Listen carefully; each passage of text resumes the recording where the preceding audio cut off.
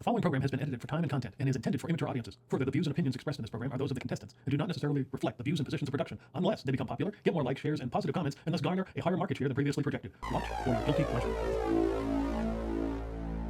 Deathmatch Island would like to thank the corporate sponsors of the Halloween special, Delos Incorporated. Have we got a show for you? Go Let's Candy Company. Nothing says Halloween like candy and corn. And RE Pharmaceuticals. Now no one sleeps.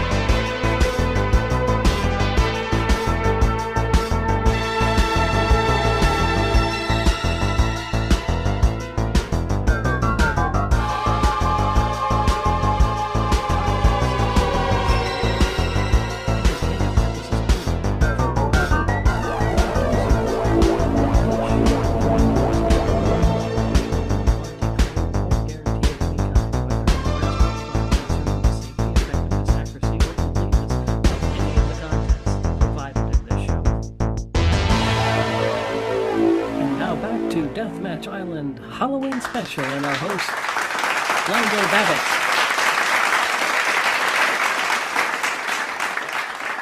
All right, we are back.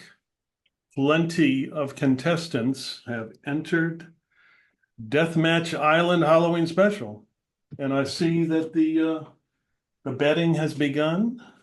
The favorites are being picked. I know some people over here, they like the life coach and the marathon runner are their favorites. But I'll tell you, easy now. We still have some contestants to go. Last, I say, shall be not least. What do you think about this group? Our last group of contestants here, the Halloween special Deathmatch Island. What do we think? What do we got? In this boat, we got a school principal. Anyone? Okay. Retired policeman. Goat farmer. Okay, all right, yeah. A chief lifeguard and a basketball coach. Let's see what they can do here on Deathmatch Island as we go to the drone footage right now. So you guys, if you've read the that little letter, you wake up. One of you is, on the motor of the boat. Pick whoever that is, whoever you think would probably operate that. Any volunteers? Lifeguard, probably. I'd be the only one with. All right. I'd be the only one with experience. You all come too. You all come too. There is a small drone flying above you. And you're in this boat. It is tropical. It's hot. Smell the ocean. In the distance, you can hear a few gunshots. There's some smoke. If one person wants to read the letter, that would be great. I can. I have it prepared he pulls it out of his manila folder. We are pleased to announce that you have passed the selection process and will be taking part in the upcoming season of Deathmatch Island.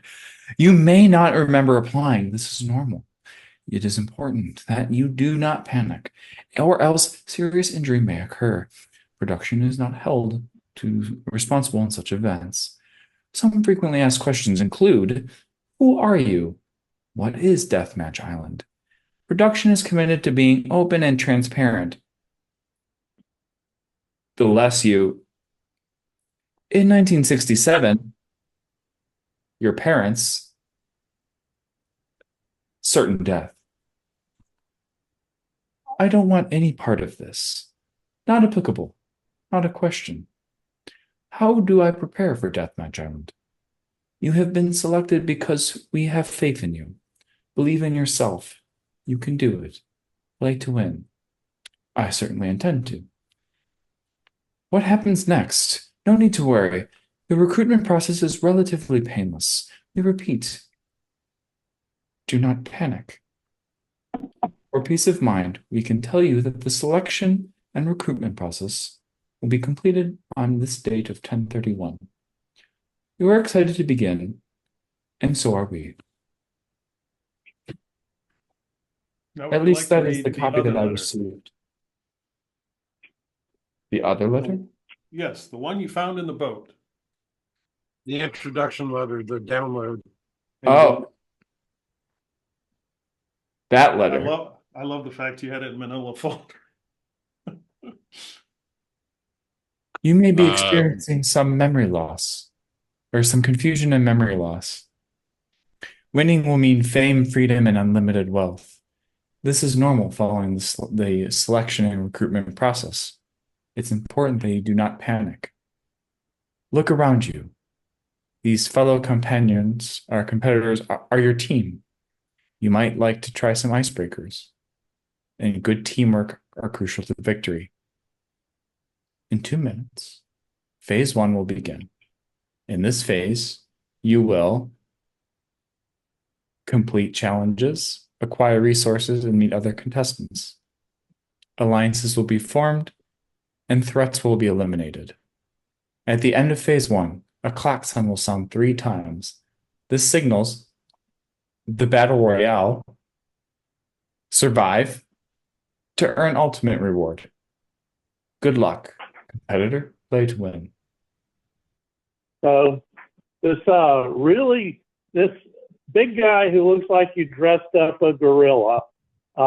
He's big, he's rough looking, but on the other hand, he's got this beautiful azure blazer and these deep glacial eyes, and his hair is slicked back just perfectly. And he's looking around at all of you really suspiciously, like, you, manila folder, popcorn or M&Ms? Reese's Pieces. Huh. I thought it was Reese's Pieces.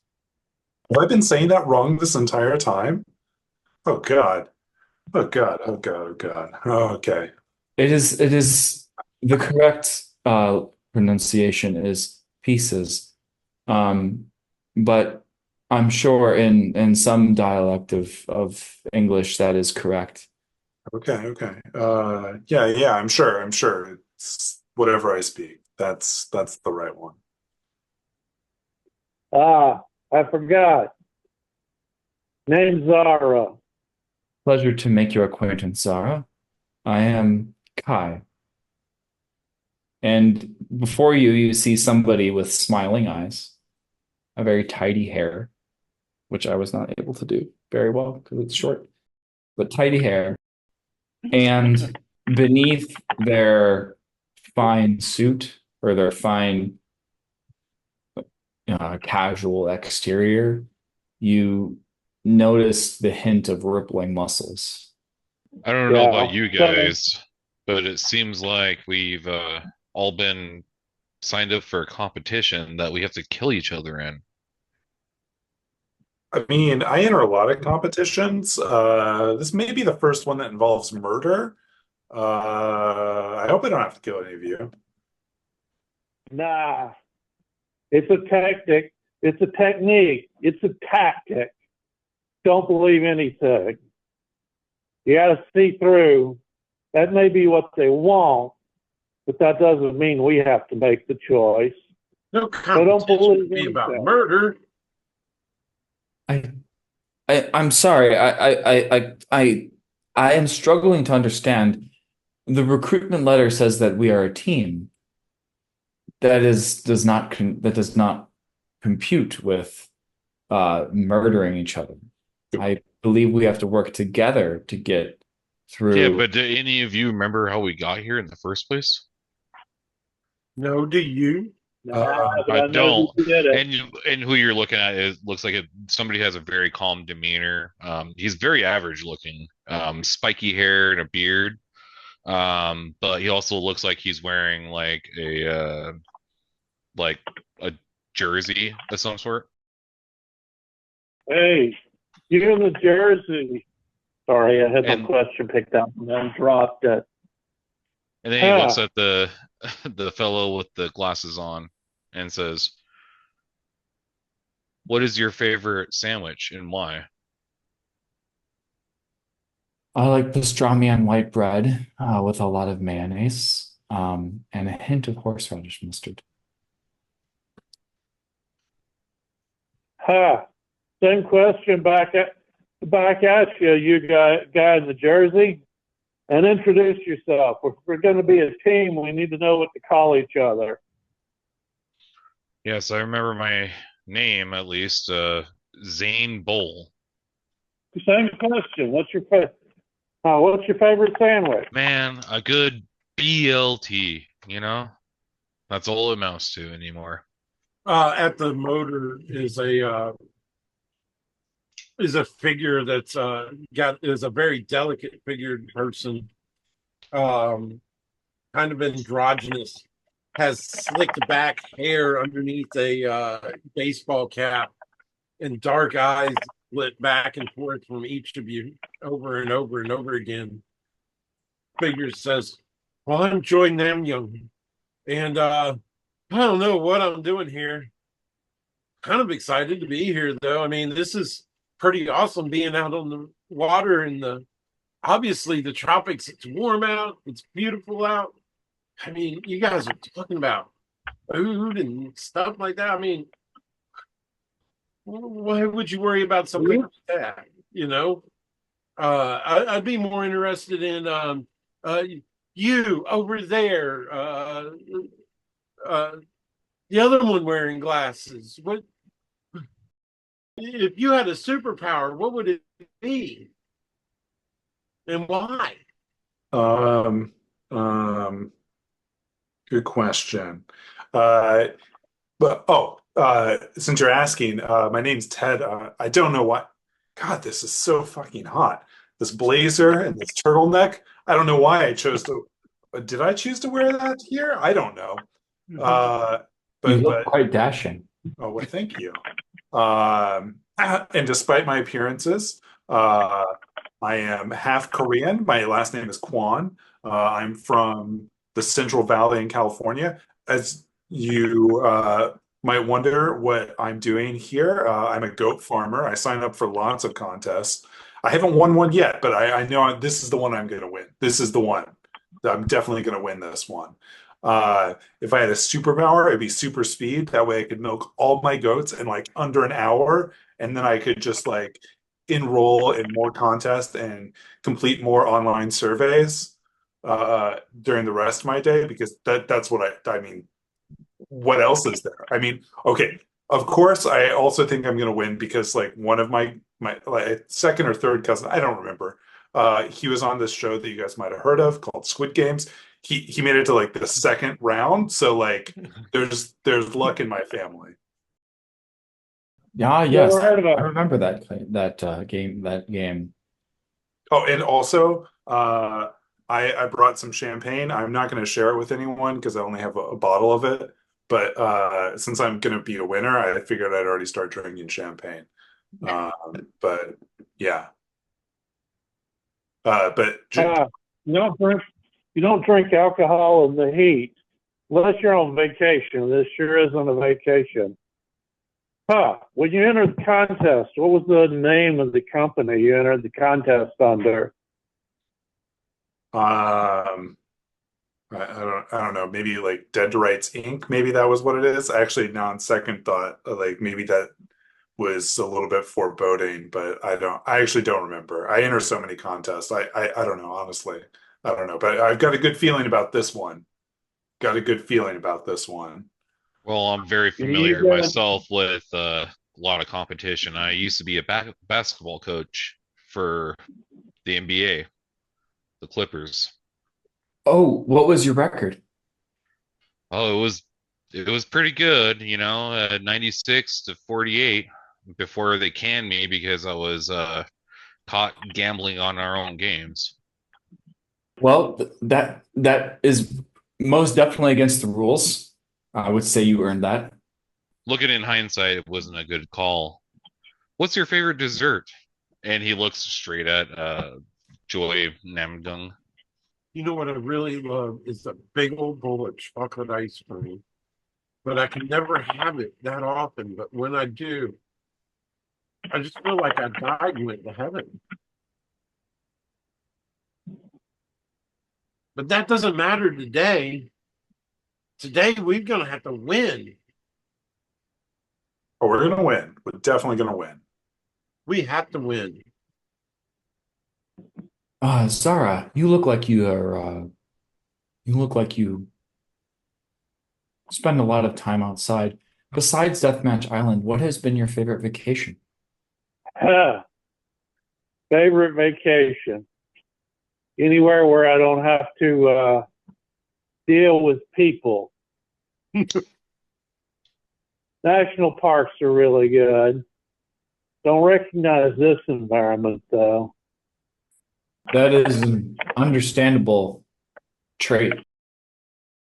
Dealing with people is in fact a difficult endeavor. At my high Yeah, school, I think you and I have different problems though. I'm a retired sheriff. I'm either dealing with perps who are trying to be difficult or people who expect me to read minds and stop crime instead of what I'm actually supposed to be doing, which is, catching the perps. Speaking of which, I think I got this pegged. I know why I'm here. Ran afoul of a company called Global Ordering and Development. I think Mr. Gambling Desk there has his own problems. Somebody's trying to make their money back. But I'm just not seeing the others of you. It doesn't make sense. Why do you think you're here? I mean, like I said, like I love competitions. I watch all the shows. I sign up for so many of them. It was just bound to happen. I'm so lucky to be here. But I mean, really, it's because it's all the planning I put into it. Like I've put a lot of effort into like getting on game shows, and so it's only a matter of time before I got on this one. But like one of my other favorite game shows is Dancing with the Stars. Are you familiar with that, Zara? Are you a good dancer? Ah, you can say that. I've dodged a few bullets in my days, but I've been claimed that everybody who's actually seen me dance claimed I sort of lumber around like a bear. I'm sure you're graceful, like one of those Russian bears that like you see in those old black and white films. It's just like I imagine it's just impressive to see you out on the stage. Um, that is an amusing thought. I do not know. I do not believe I am here of my own volition. I believe I ran afoul. I must have run afoul of someone who was not very pleased with me. About what does a bird have to do with it? Well, unfortunately, a little birdie must have disclosed that I was in a sexual relationship. with Oh, a bird? No, with a very fine woman, but perhaps her husband or ex-husband wasn't as cool with it as she was. I see. Yeah, that tracks. Okay. I already told you I have no idea why I'm here. I mean, but this is a competition, right? Do you think we can like win money at this? Oh yeah, we're gonna win so much. Well, We're gonna be filthy rich after this. Anyone that wins a contest on TV, they always end up like either wealthy or a celebrity. Nothing bad ever happens to them. The letter here does say we will win fame, fortune, and unlimited wealth. Yeah, see, it's in the letter even. Although it does see, not specify the type of wealth. There are, in fact, 13 types of wealth, and it is unclear which one this is. There is the commonwealth, there is the material wealth, there is spiritual wealth, and the rest of them. So, well, most of us run off of money. I don't know about you, but I'm here because I have some gambling debts to pay off. I know that for a fact. And I know for a fact they're going to make us compete against each other. Somehow, I just know it. yeah, I mean, like I mostly run off of gratitude because I'm so gracious. I'm so grateful for everything that I have, like my goat farm. There's Brittany and there's Beyonce and there are so many. Sabrina, she's a really new one. I'm really happy about Sabrina. She's going to be really productive. But I'm really grateful for lots of things. But what are you grateful for, Zane? Well, I'm grateful for my girlfriend. You know, she's helped me through dark times when you know, were hitting a rough patch in our relationship and also me getting caught cheating. And at one point, I'm gonna ask her to marry me. Ooh, and you got to be grateful for a good significant other, especially one that can overlook cheating. So I understand that. Uh, I've only caught her cheating on me 3 times, but that's okay. I can look past the issues. Yeah, four times the charm, I hear. Yeah, absolutely, absolutely. Oh yeah, after 4 times, you just got to cut that cord, baby. I mean, but 3 times, that's no big deal at all. Exactly. See, this guy gets it. Uh,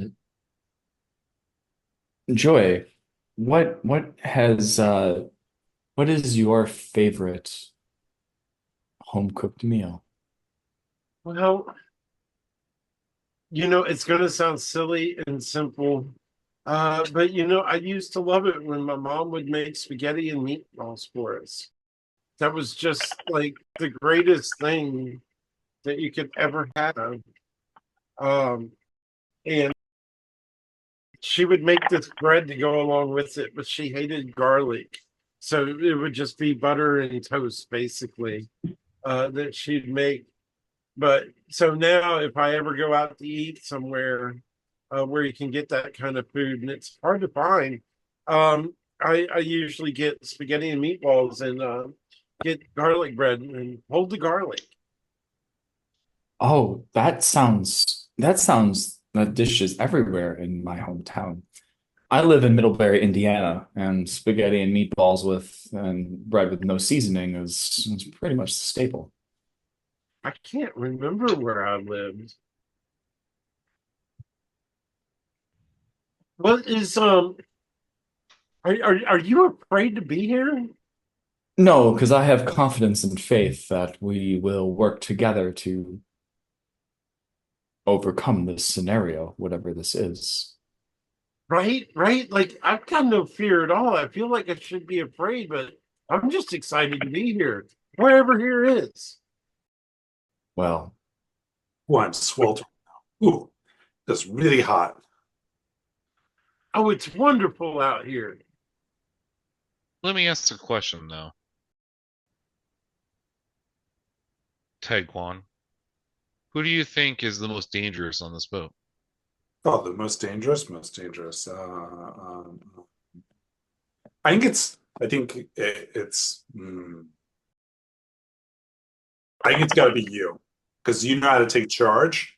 You're an old basketball coach, so like when it comes to the clock is running down, you know how to really step it up and like make sure that everything gets done. So I think you're the most dangerous because like you're a man on a mission. Hmm. I'd have to disagree. I'd have to I have to say that our most dangerous person on this boat is Zara. I mean, he A looks re- like a totally retired a retired sheriff. That man deals in firearms. I mean, I don't even think he has a gun. Can't be that dangerous, right? Well, Yeah. Yeah, I just And have why this the weird heck? feeling. Yeah. Why the heck do I have this mask on me? He pulls out this like Dracula mask, like Bela Lugosi Dracula mask. Any of you guys have weird stuff on you? What you mean like These this? folks, these And psychopaths, they like to leave clues, trick you. I pull out a mask and I put it on, and it looks like a brown mask. And I go, "Well, I got this, Zara. How do you feel about clowns?" Oh, speaking of clowns, I have a really I don't infamous. trust anybody who I can't see what they really look like. And I'll take the clown mask off and go, "Okay, very well. You can trust me then." I mean, I have a mask of a really famous clown. He pulls out a mask and it looks like Pennywise. oh, positively dreadful. Yeah. But this was like the original one, like the Tim Curry one, so it's even scarier than that new one. Oh, Because like it's Tim Curry, so you're like, this dude's cool. And then you're like, whoa, whoa, whoa. No, he's actually really creepy. that accurately sums up every Tim Curry movie I've ever seen. Yeah. Yeah. Have you seen all the endings of Clue? There are a lot. I have studiously watched each ending multiple times, and I just watched the whole movie just to make sure that I didn't miss them, so I could have the full context going in. Good idea. I've never done that. I just, yeah. I don't know. I think somebody's playing a joke on me. He pulls out his, and it looks like a hockey mask, Oh, man. and then he puts it on. Well, you did say you got kicked out of the NBA. Maybe that is a sign. Maybe it There's is. another N in your future. Oh, yeah. You could join the NHL. I'm sure you could be a great coach in the NHL. Like, you'd probably be the best coach. Yeah, okay. We need to be careful, guys. These are all horror movie masks. We got to watch out for the horror movie tropes. There's a psycho behind this setting us up. You want to kill us off by horror movie tropes. So no going off and smooching in the corners. I ain't gonna do that anyway. We're not. None of us are teenagers. But I gotta warn you, one of the tropes, Ted, the gung ho guy gets it first. What? No, that can't be possible. I gotta win. I can't die. I think it's no, absolutely that. Zara, I think you're onto something. no way. There's not a chance. But I got a question for you, Coach. You tell me something. You're a coach now, right? Or you used to be a coach, but be honest. How often did you work from bed with a record like that? Work from bed. I From mean, bed. only a few times, okay? Uh-huh. Sometimes you get hung over and you have to just call in the plays while you're laying in bed. That's it. Well, I mean, obviously at the game you got to be there, but I can just see it right now. You phone it in for practice. Yeah, That's why you got such a horrible sometimes. record, isn't it? It can be. I mean, that's Hey, what the team quick question. Mhm. Is it supposed to be 2 each? Yeah. I mean, Each person yeah. If you guys have gotten 2 questions in, yeah, this is fine. I mean, we can move on if you want. I'm enjoying it. Trying to keep track. Kai, have you tapped 2 people with questions? Oh, I certainly have. Oh yeah. Kai always gets to the bottom of the case. You're just ready to oh, wait. I thought he was the sheriff, not you. He is the sheriff, but I must say there are certainly some overlap. While Zara, you are used to deal with perps, I deal with up and coming perps or high school students. Um, and yes, I think our methods are probably very similar, except mine are a little bit more above kilter. I call those punks. Punks and perps. I fail to see the difference after spending all day, every day with them. Well, that depends. You gotten scars from them yet?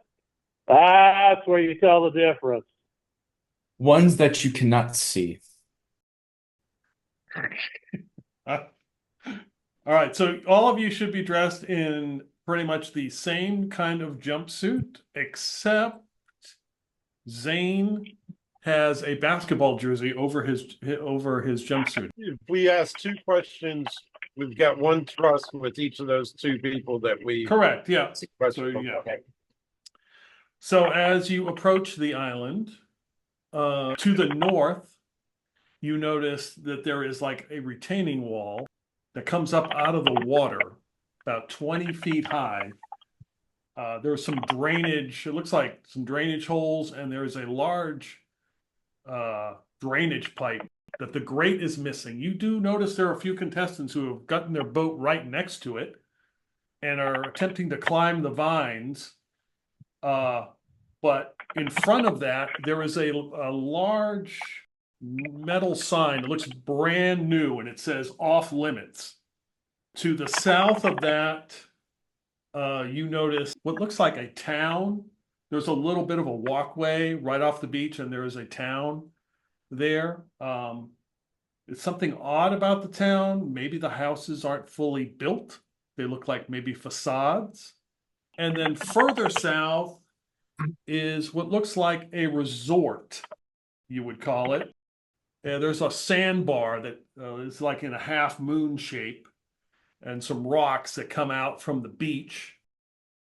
And you notice that there is at least, it looks like one competitor, you would guess, is laying on the rocks.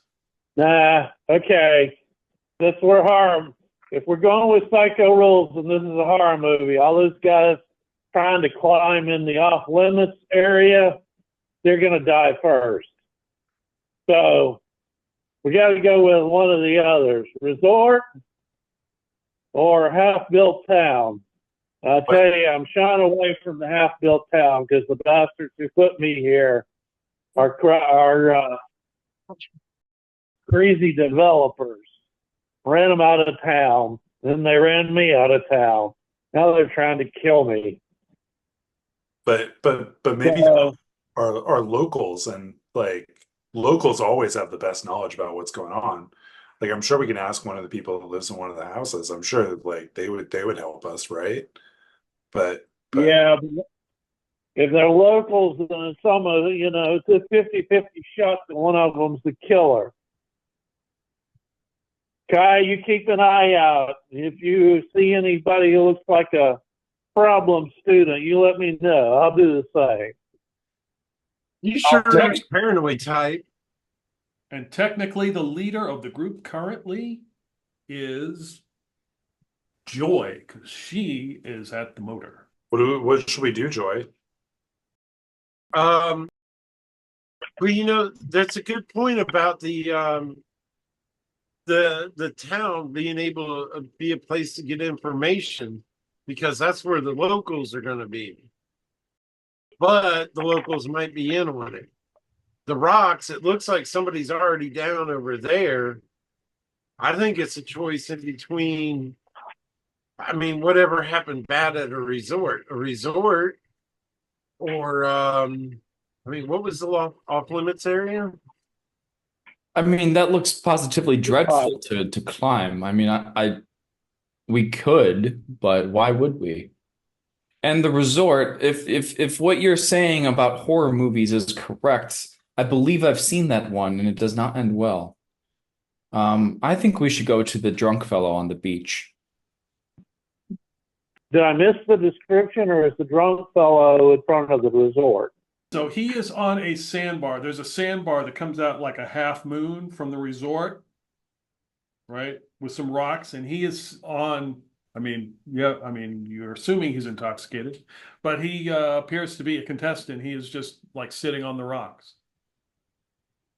As I in, appears to be a contestant, as in he's in one of the jumpsuits. Correct. Oh, when you said, I took it to mean that they were like laying there, not sitting there. Okay. I feel like we should avoid that person at all costs. He is wearing what looks to be a blazer and a turtleneck. Oh, stylish. It It seems is like salmon. It is salmon colored. Okay, maybe not that stylish then. Maybe not that stylish. definitely not. I was last year's model. But Well- we're all wearing blazers and turtlenecks by the descriptions I'm hearing. Correct. We are, but this is a cool cerulean. Exactly. I'm just in the jumpsuit. Oh, we're all in blue. Well, we We're can't all in exactly trust anybody else right now. So I don't think we should go interact with that person over there. I mean, I'm sure that he'd be friendly, but I get your point. Like he's on a different team. He probably wouldn't want to help us. But maybe you're right. Maybe the resort is a good place after all. Oh, I didn't say the resort was a good place. In fact, I think that's the worst place we could possibly go. And In fact, I think we should go to that Sorry. half-built village. Joy, yeah, they're going to try to screw us anyway. Joy, you're at the motor right now. Just point us at something. she, Yeah, she's, you're already, called. she's already pointing towards the half-built village. Okay. Okay. Yeah. If nothing So else, when we get there, maybe they're still in the middle of building it, and we can find some construction tools, and they could be useful for things. Oh, I thought you were going to say that they would ask us for input on it because, I'd love to live in a resort or like an island town. Like, I don't know about you guys, but it seems pretty sweet deal to me. I'd like get my goats here on the island and we just have like a grand old time. I would enjoy a summer house if See? if my salary could pay for it. All right. So you approach the town. You pull your boat up to the shore. There is a freshly painted walkway that leads into the town. It's wooden and it is painted eggshell white. It looks like it's brand new. It goes about 100 yards up into the town. You can see from this distance that the town, the buildings look to be about two-story houses that are beige with eggshell trim. They look like just facades, just have fronts. You're about 100 yards away. This must be a movie set. Never been on a movie set before. That's Oh, absolutely wonderful. Yeah, you're really missing You're out. right. How can you be so You're sure? right. There's one angle that they'll look real from. Everybody try to spot that. Probably a clue. Oh, good idea. Good idea. You're really good at this, Zara. I don't know why you ever quit. Yeah, I told you. Run out of town by bad developers. I got my hits in first, though. Got half the town council arrested for taking bribes. Of course, the next time the elections rolled around, somebody bankrolled a bunch of people who were favorable to the developers. Mm. Couldn't figure out that one. Oh, I know who, but I couldn't nail them. I gotcha. It must have been a real good artist. Trust me, the houses they were putting up were about as shoddy as these things.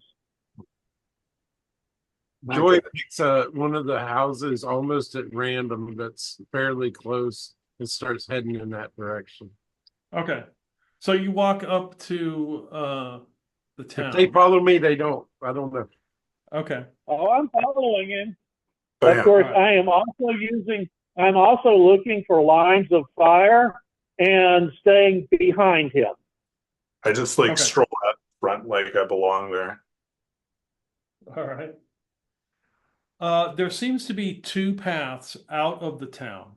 One to the northeast and one more like a little bit northwest. And these are clearly facades. The paths also- are facades. I'm sorry, the buildings. The two-story buildings Okay. are clearly facades. There are plenty of Halloween decorations. It looks, and there you notice there are trick-or-treaters, but they are wood cutouts that have been painted. And as you scan the houses and just take a quick look, you notice in the window is the silhouette of a figure that you would guess would be Michael Myers, with his hand up like he is holding something, but nothing is in his hand. In the middle of the street appears to be a contestant that is not moving, and a bunch of candy is laying about him. And as you look, you see, as you look around, and most probably like Kai and I would say Zane spot people moving behind the facades of the houses. So this is our first contest. How do you wish to approach this? Oh boy. This is obviously something going on. And we need to keep together, get behind one of the houses. If there's a hostel behind it, together we can take him out or her out. Yeah, some of those women are just crazier than the men. And that way we'll have cover, and maybe we'll have somebody to talk to and see what's going on. But we shouldn't stay out in the open. I mean, yes, as a goat farmer, it always makes sense to stay in a group. So we definitely need to maintain the group's integrity. And we don't want to be picked off one by one by the wolves. So I always find it useful to be perched at somewhere in a very high spot where you can see everything.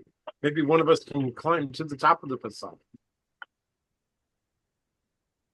Yeah, I'll climb Yeah. up there.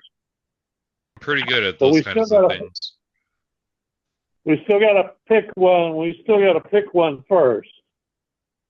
Maybe I can give a signal when I get up top and to let you know if there's any weird activity going on down below. So I would say, Zane, that yes, you climb up one of the facades of the building and look, and you realize that there are contestants perched behind these various facades, attempting to be stealthy, as though they are waiting for someone. And Zane is gonna go give some kind of weird sign or whatever, and like try to point like how many like contestants there are, that sort of thing. And Okay, then he's I'm gonna gonna climb back look down. up. But Zane is good at heights. He appears to be suffering from some kind of spasms up there. He's pointing out enemies. Come on, guys. We need to go meet up with him before he gets picked off. I'll sort of try to hustle everybody, not necessarily physically, but sort of hustle everybody along towards Zane and go, get behind cover. The rest of those guys are behind cover for a reason. Let's see if we can't figure it out. So the objective here would be, are you A, going to negotiate with this group? B, try to get around them and avoid them and move on down the road because there are two paths. C, confront them, as in fight them. Or D, I don't know, something I haven't thought of. So I will ask Zane, did they all have the same color blazer? Were they on the same team? Yes, they were. They are all wearing goldenrod shirts with cargo pants. Yes, they're all wearing goldenrod shirts with cargo pants on. ugh, what a fashion faux pas. Ugh. No sense of style at all. And they're trying to sneak around, that's for sure. So what's the call? If they're trying to be sneaky, we could try to be bold. I think it would be best if we just moved on. Well, I mean, why engage? Why engage them if we don't have to? So you think we can make a sprint for it? I think we could distract them long enough to get out of Dodge. there are silhouettes around here. We could have somebody drop one or push one and cause a distraction while the rest of the group makes a break. How do you win by not engaging? I just assume that whatever candy monster got King Candy in the center there will get the rest of them. Haven't you ever watched any of the movies when they all go running away and they one by one get hunted down and they die, and finally at the end that last one turns around and fights, and that's who wins and defeats all the bad guys. You get where you win by you fight. But Joy, I have no intention of being killed by someone wearing cargo pants today. Then don't be killed by someone wearing cargo pants today. If someone's going to be killed, you do the killing. That's just not my style. Is the Candyman, quote unquote, wearing cargo pants? The person lying in the middle of the road. No, they are not wearing cargo. They do not look like they're the same uniform. It's hard to tell what it is because it's got blood on it. Gotcha. Well, They've already, all I know is they've that already taken out somebody else. If we have to engage them, we'll hit them from the fringe. Well, small groups first against our larger one. Wait. Nobody should be splitting up. I got an idea, guys. Like, how many of the facades are they behind, Zane? how many were they behind? They're behind 3. 3 of them. Could we at least like get together, and you think the 5 of us could 4, 5? I'm sorry, I'm losing track of counting here. Yeah, It's 5. There's 5 of us. All right, 5 of us. You think like the 5 of us could like go to the one that like most of them are behind, just like push it over onto them? Like then we might outnumber them then. Potentially. I think that's a good chance we probably could. I think we'll have to weaken the structures first. Maybe make sure that it will topple over. But that is something that I think that Joy you could probably handle, but I can help.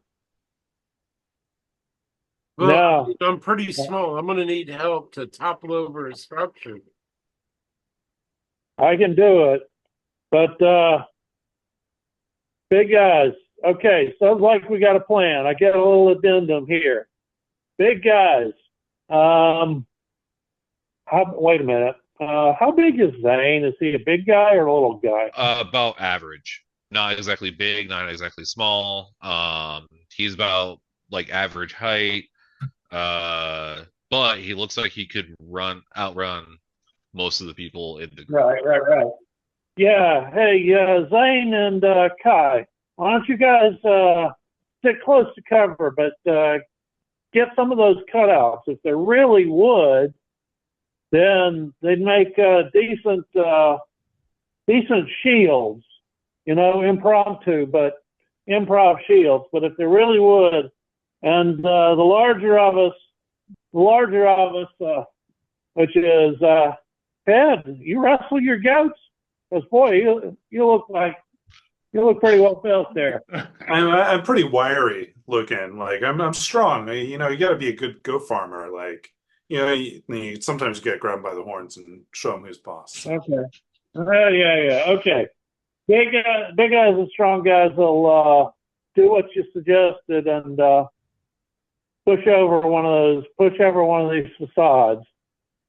Yeah, Joy's build is best described as delicate.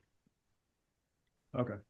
So what it sounds like you're going to do is a group of you are going to push over the facades to take care of some of this group and grab whatever you can and like bolt past the rest of them. Yes. Yeah, that sounds good. Okay. So I'm going to say this is challenge beast because basically this is an athletic activity. You're not trying to be stealthy about it. You're not doing the social game. This is definitely going to be a challenge beast that you're going to have to do. And it is a dangerous contest considering you're knocking over one of the facades and trying to injure some people. So the contest is dangerous. If you fail the contest, you will take an injury. And also, one reminder, if you choose not to enter a contest, which you can do, basically, you support somebody else and give them your die. Joy's all in on this. Okay. The negative of not joining contest is you don't get any followers if you win, and you try to accumulate more followers. So who was the person who thought of pushing it over in the first place? Was that Kai? That was me. That was totally me. Okay, so is Ted the leader then of this challenge? Because he's definitely the challenge. Well, technically, it's still Joy is still the leader. Okay. Joy was just taking ideas from everybody, but she says that you guys get that knocked over there, and I'll run in and start taking them out. And y'all can get in there and help me as fast as you can, and then we'll grab what we can and get on out. So let's start. We're going to begin with Ted, since he had the idea, push over the facades. So Ted, to get your dice pool together, go ahead and let us know how you enter the contest. Okay. So I'm a challenge beast. So I get my D8 for my challenge beast. Right. And state your names first. State your name. My name is Ted Kwan, resident goat farmer from the Central Valley in California. And I will be performing the goat ram today. I've learned from my goats, you gotta get down into position, scrape your foot a little bit. You can make sure you get some good footing, and then you just go to town and you go as hard as you can. You don't stop. You do whatever you do. Even if you hit it once, it doesn't go down, you just back up, you do it again. You keep going until whatever is out of your way, or hopefully I don't pass out. That would be the bad thing that could happen. But I'm going to try and avoid that this time. All right. So you're using any of your acquisitions? Your one acquisition. No, I'm going to save that. I'm sure it's going to be really useful soon, but not right now. I don't need that right now. I got my goat strength. All right, that is Ted. Now, before I go to the next person, I forgot to do one thing. I need to put my dice pool together first. So for this contest, it's surprise and tradition are D6s. So there's two D6s. For this group that you are facing, because you're facing off against another competitor group, they will get a D8 for their occupation and two D6s for two other things that they have. And they are using an acquisition. I'm going to roll those right now. And the danger level, the base danger level is 4. So whatever I roll, I take the highest roll die and then add the acquisition and the danger level. So is there a range that constitutes as the danger zone? It's always highway to the danger zone, right? Okay, so I do have the magic number. So anyway, they did. I just wanted to let you know they did use an acquisition. So yeah, the challenge level has been set. Let's go to Kai next. How does Kai enter the contest? well, Kai was going to help out with that, so he kind of gonna help out with the other side of toppling it, try to weaken Okay. the structure. So he like starts walking towards it, like, and kind of. Well, I mean, before you describe like what do you actually do, because we're going to do that after you roll. Oh, So you have to enter the contest, state your name. So are you oh, entering the contest? Like you're going to do something? oh, yes. Okay. So it's just state your name. My name is Kai Moss, principal of St. Invictus of the Hollow Order High School in Middlebury, Indiana. And I do believe that Ted the goat farmer is absolutely insane. All right. So you got your name die. You are not a challenge beast. Are you going to take a level of fatigue to use your own die, or are you just going to stick with the D6? Just stick with my own die. Okay. And how? And you get your occupation die. How is the school principal going to help you in this? Right? You had to fill it. You had to be a substitute teacher once for physics, I'm sure. Well, so Kai Moss worked his way up from the bottom. He started as a high school student, and then he became a Oh, janitor, and then a secretary, and when okay. and then and so forth in that order until he became principal. And so when he was a janitor, he had plenty of experience and opportunities to fix busted joists and make repairs of the school because they've never had enough money to actually make long-term renovations or repairs. So he's very used to shoddy structures, how to maintain them, and also how to take them down. All right. Um, are you going to use any acquisitions? So I've got 3 die because name die, Yep. So capability yeah. die, occupation die. Mm-hmm. I don't think so. Okay. You going to use trust with anyone?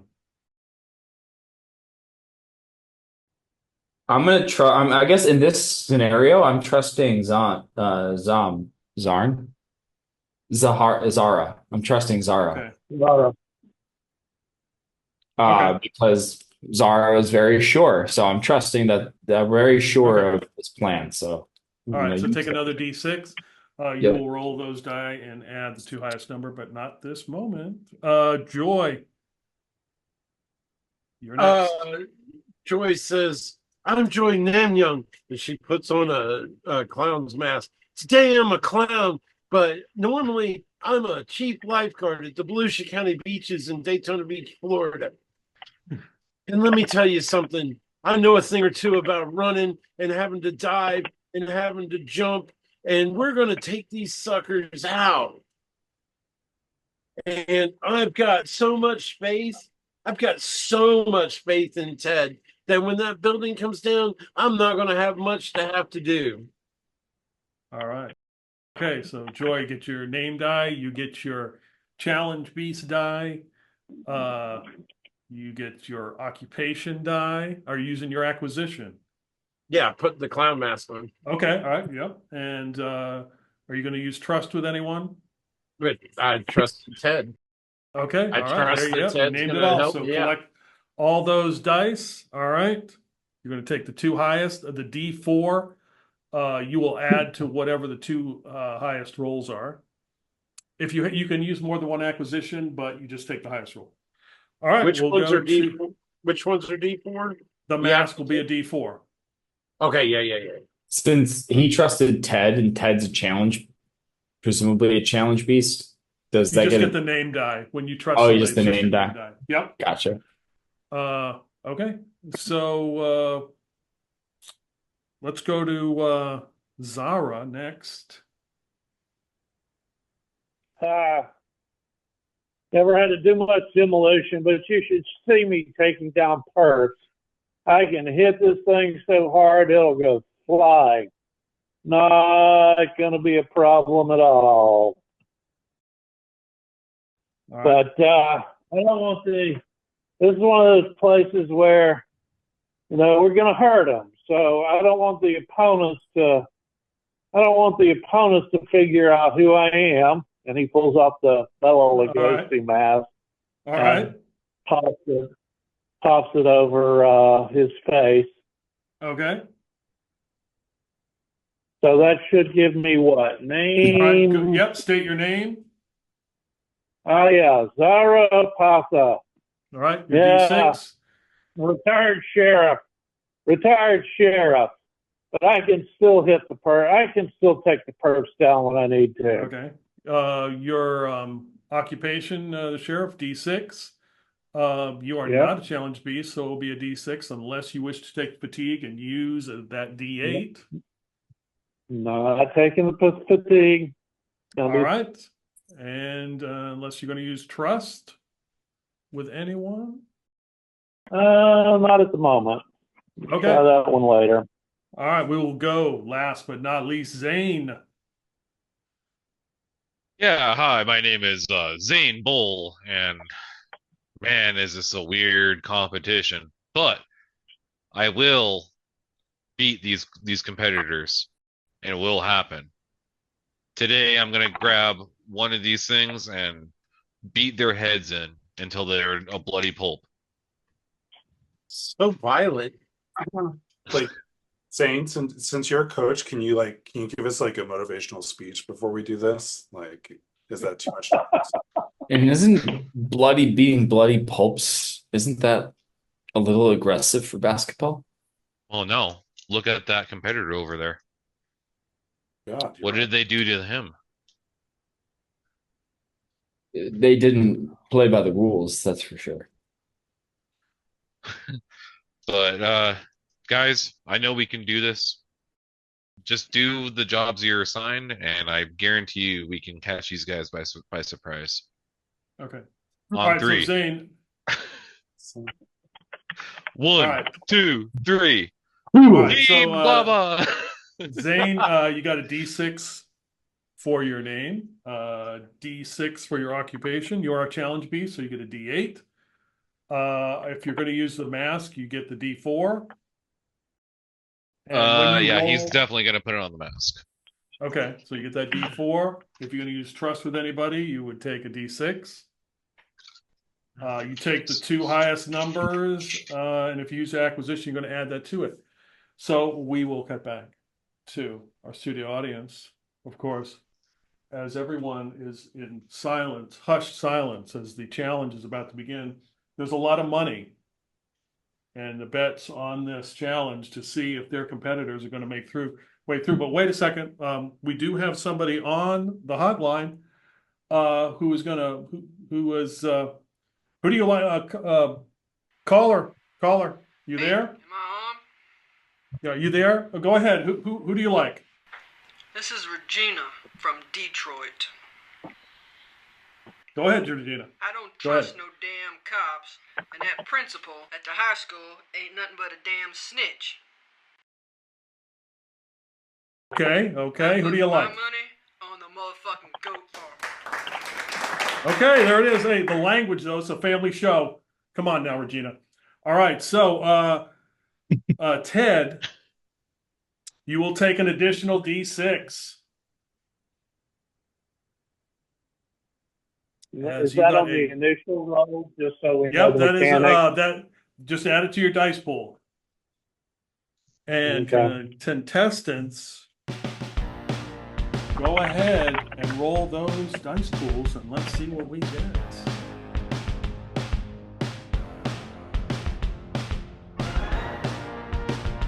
All right.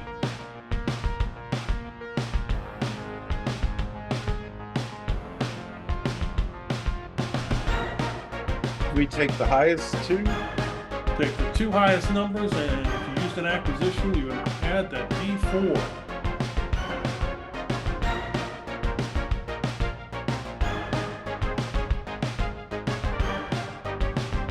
Do we all say our numbers at once, or put them in the chat? No, I'm going to reveal the number here, as of course in this envelope. By bated breath. what is the number you need to meet or beat? And here it is, 13.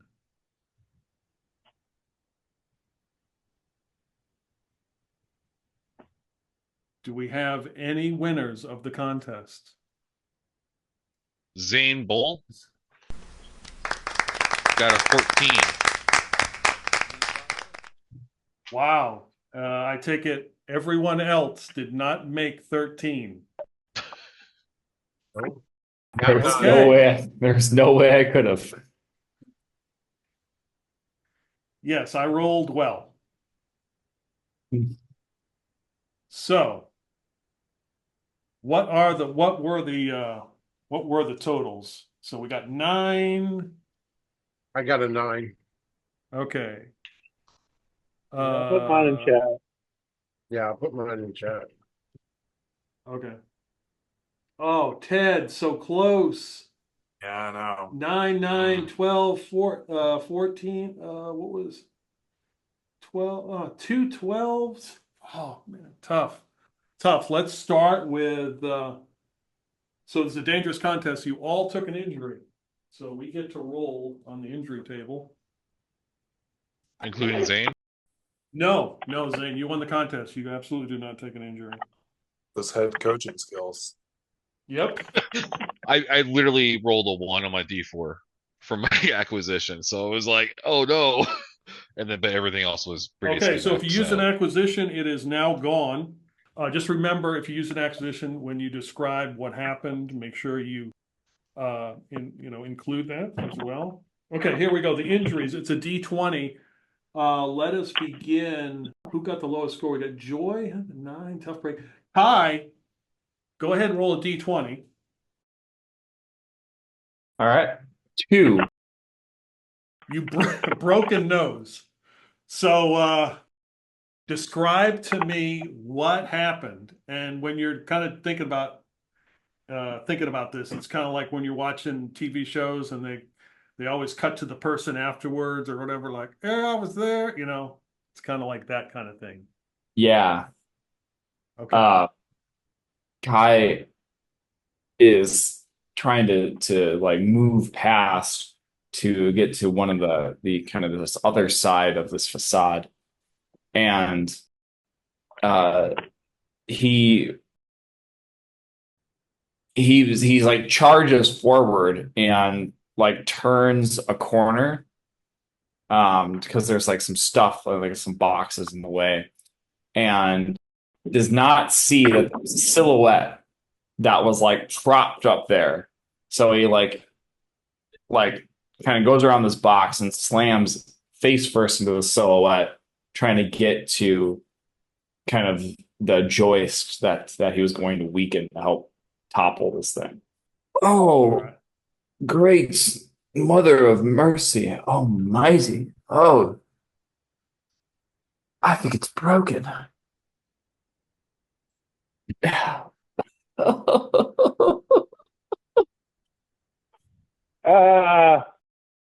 Can't be your first one. Got to straighten it and then pack it. All right. You do gain 2,000 followers, I think, out of sympathy. And Joy, you are next. You also rolled a 9. So give me a D20 roll. What happened to Joy in this contest? 15. You have an open wound. An open wound. Yeah. Wound. Okay. It was just the craziest thing. I don't know really what happened. I was right behind Kai. I was running in. I was leaping through the air. Kai spun around, holding his nose, and I tripped right over top of him and came down on this broken stuff on the ground. I jumped up and was ready to get into the fray, but it was already too late. I've got this shard of broken glass stuck up here in my chest. It looks like, is that an old Dr. Pepper bottle? Oh dear, that's old Coke. I think you're in trouble. Yeah, this Don't ball you is say? really messed up. I don't know what was going on, but You gained 2,000 followers. Let us go to Ted. Just missed. Being successful also took an injury. 8. 8. A shattered elbow. Oh, shit. And not only took an injury, but disappointed Regina from Detroit, who now, had high hopes. So what happened, Ted? What happened? What happened in this contest? Well, I took took inspiration from the goats. I just powered it up, and I went for it. I went for it again and again, and then the facade did come down on them.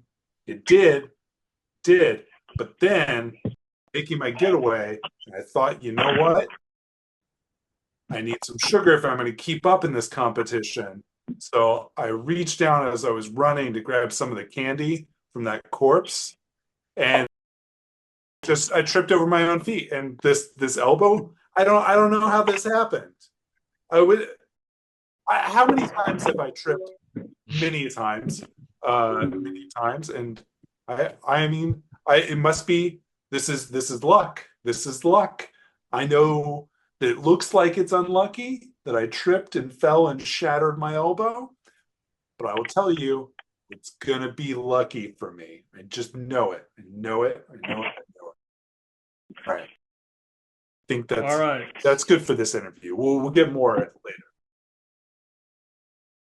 All right. Zara, roll a d20. 17. Internal injuries. Great. Also, Ted, you get 1,000 followers. Minus, you take a minus due to Regina from Detroit. Apparently, she's got some trouble. So go ahead and explain what happened with your internal injuries and this whole thing. All right. Well, I forgot. Hitting houses isn't like hitting perps.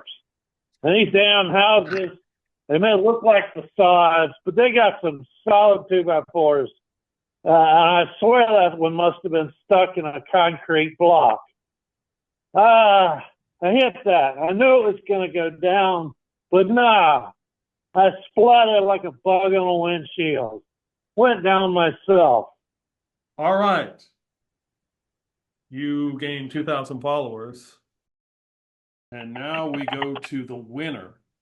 And the only person to pass the contest and successfully complete it. Yeah, man, it was crazy. I didn't think I was gonna be able to make it.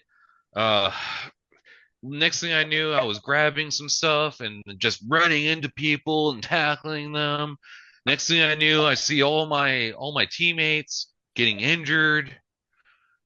Holy crap, I didn't expect this to happen. I didn't even know what was going on half the time. Next thing I knew, these guys were all just laying on the ground, you know? Shoot. But you were able to rally them and successfully win the contest. So we did manage to topple the structure and eliminate. Yes, you did. The structure was toppled. The other contestants fled into the jungle, leaving the acquisitions for you to grab. Now, Zane, you are now the leader of this group. Broken, beaten, but not down.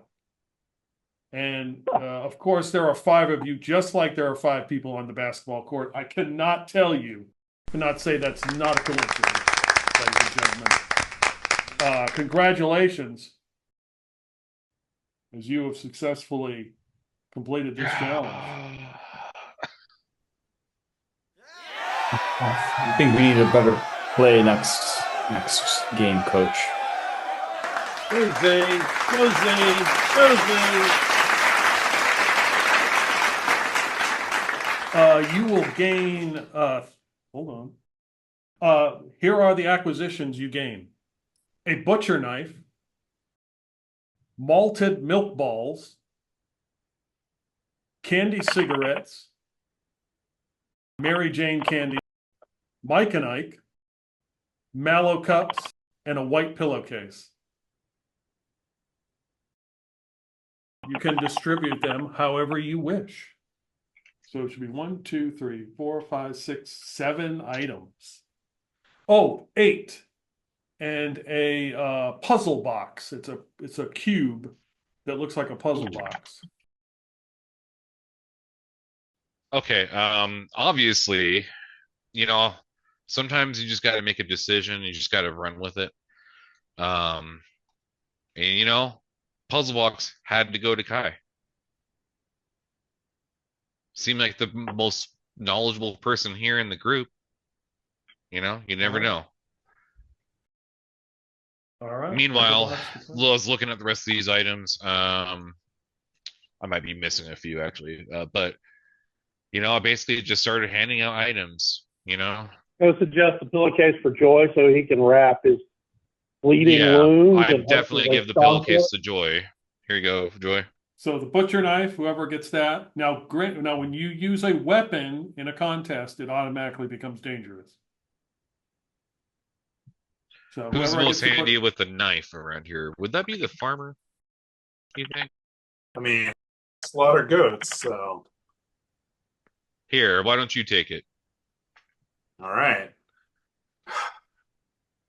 Take this. Shoves it in the inside of his blazer. And I guess I'll just kind of like give the candied cigarettes to Zara, the Mike and Ike's to Joy, and we'll do the.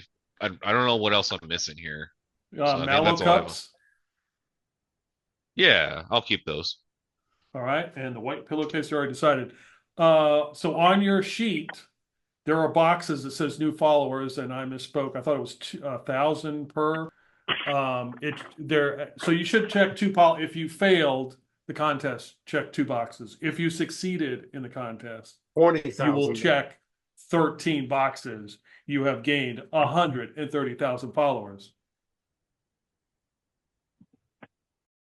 All right. Except for Ted, he only checks 1 box because it's tough break, but that's okay. All right. So you can head north, or you can head, looks like, northeast. What direction did those other contestants run off? They went they didn't take a path. They ran into the jungle. Okay, just kind of like randomly off into they split. Okay. Is there anything we can see in the distance, like north or northeast? No, Anything not from we can tell? Yeah, Okay. not from the coverage, not from the foliage and stuff. Well, guys, let's leave it up to a vote. What direction do we want to go? I say we go northeast. Well, I mean, you're the leader, and I'm here on the team. I'm going to be a team player, so let's go northeast. Right. I was leader, but I'm not leader anymore. And you're in the lead, and yeah, let's go northeast. Let's make it unanimous then. Kai, are you with us? I'm sorry, I was distracted by my new puzzle box.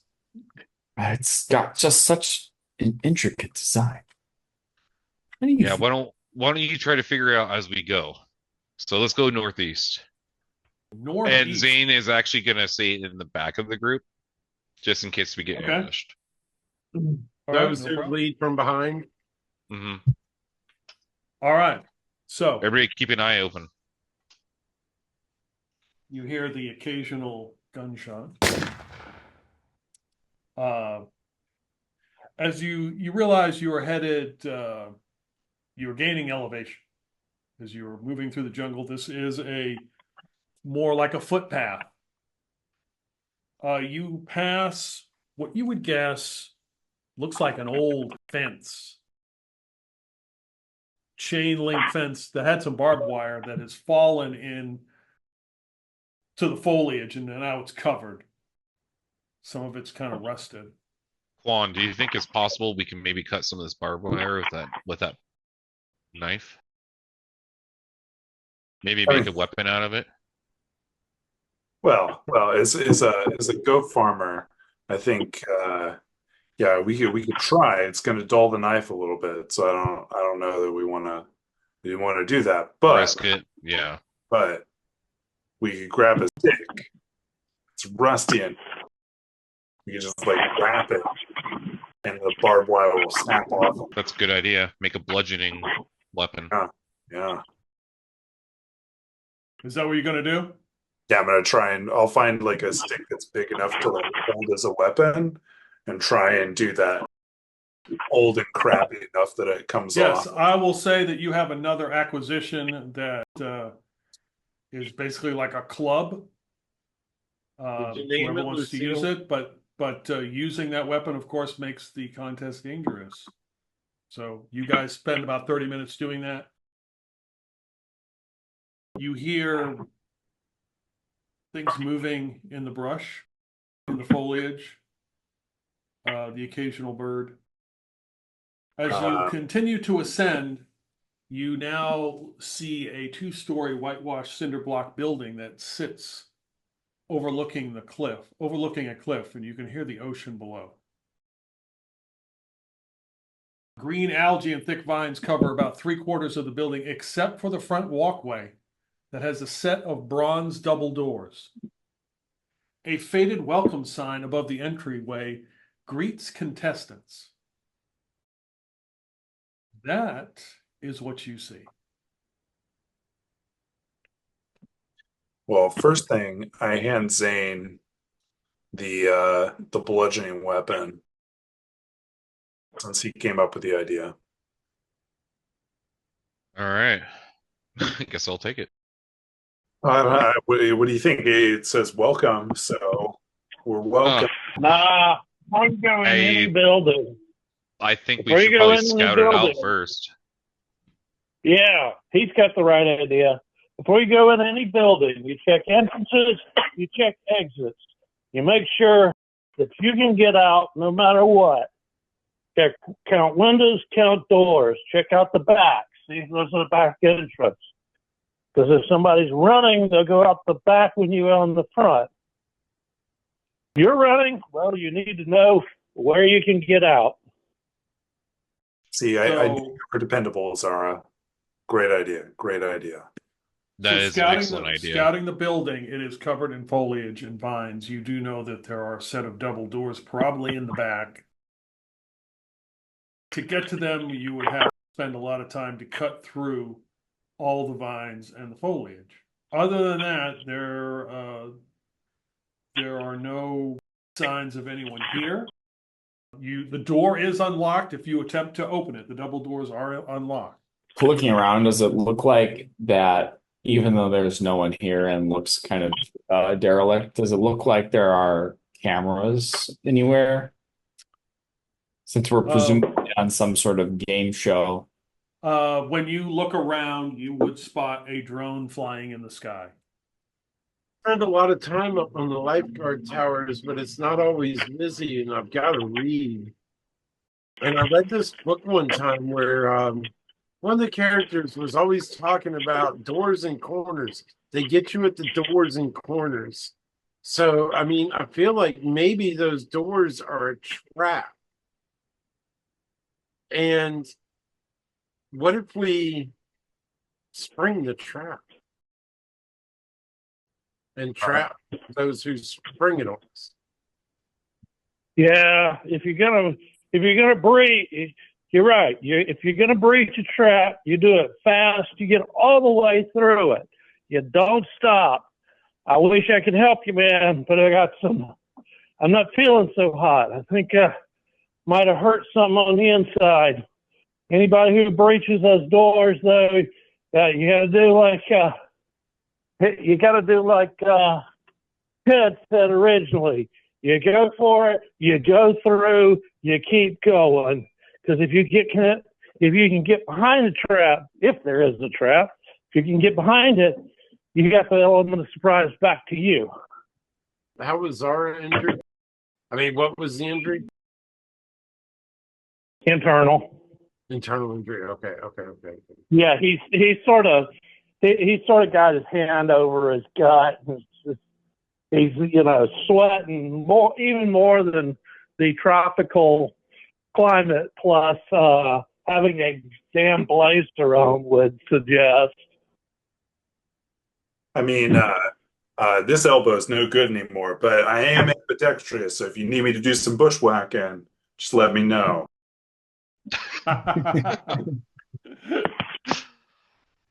Okay, how about this? How about two of you, Kai and Zara, you guys keep an eye out. Ted and Joy, you come with me, and we'll breach this door All to make right. sure there's no traps. I'll be first.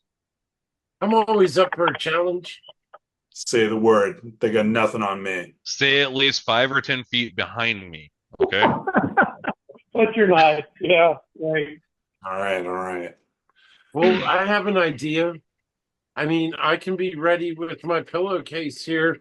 I think I've stopped bleeding a little bit at least.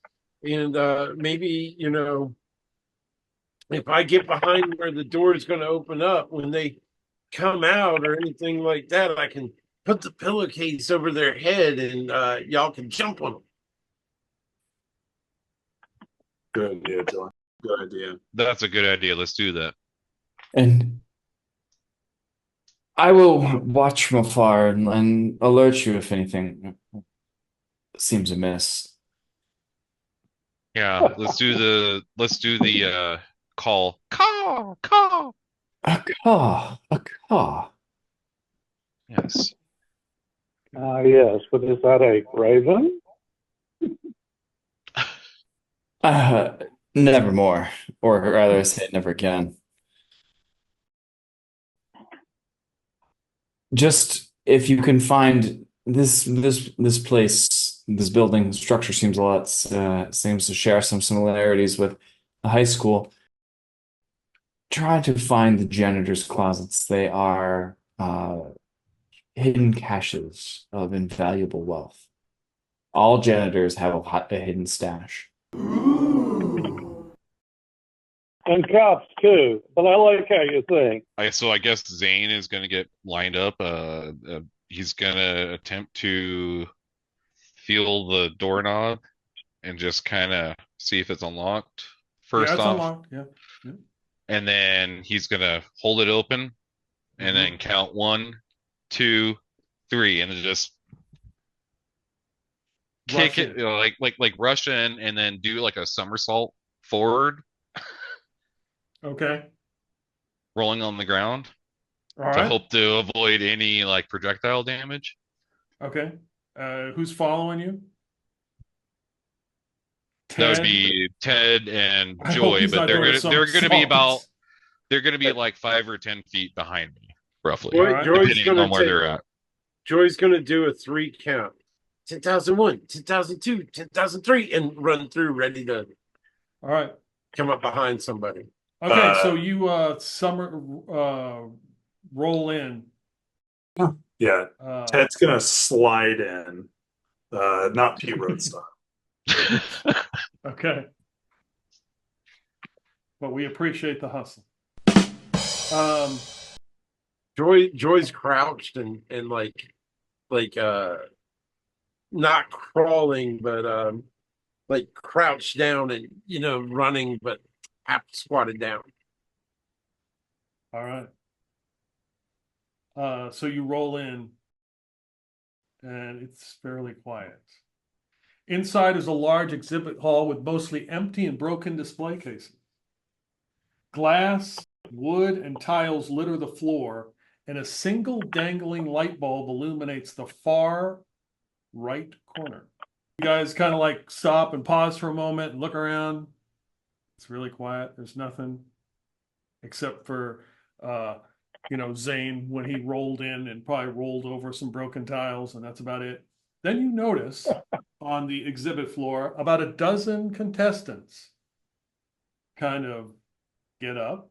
Their uniforms are in various states of disrepair, come up out of the shadows, and they look almost entranced. In the far right corner, you see a figure that looks to be a mummy. Emerging from the light, holding something in his hand that looks like a piece of paper. And in the other hand, he points at the three of you and says, "Hand over my bride as Thoth commands, and you may go free, for I am Hemotep, his highest priest." This is your next contest. How do you wish to approach? Crap. Currently, it is not a dangerous contest. I do two things. I look for both the oldest female and the most beautiful female in the crowd. Oh, he said bride or bribe?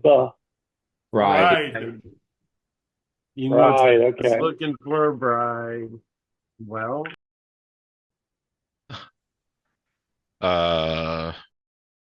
Well, I think in this case we need to figure out what he's looking for. What bride he's looking for. So, Ted, you want to take lead on this one? this sounds like a social game. You want to try to negotiate with him. I mean, I'm Yeah. not good at negotiating, but I'll happily ask questions if you give me them. Like, I don't mind. Like, yeah. I will negotiate. I do also often engage in business, so this is kind of like sales. You find your prime goat here, and I'll sell that goat for you.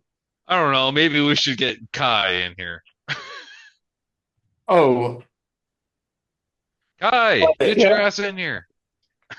Yeah, Ty, hi. we need you to talk to somebody. We need you to talk to somebody. Kai walks in and like sees the scene, and he's like, "Tut tut." Obviously, we repeat what the mummy said to Kai to Yes. let him know what's going on. Yes. Yep. Yeah, Ty. Tell him all the ways he's not historically accurate. First of all, is it a real? Are you a real mummy? And he like gets closer to it and like inspects its bandages. I would say you could probably get a certain distance from it before it may become hostile. How far or like what is that distance? 20 feet. So yeah, I guess he'd go and right up to the point where it starts like growling or like Yeah, giving some making sort of some sign. strange noise. Yes.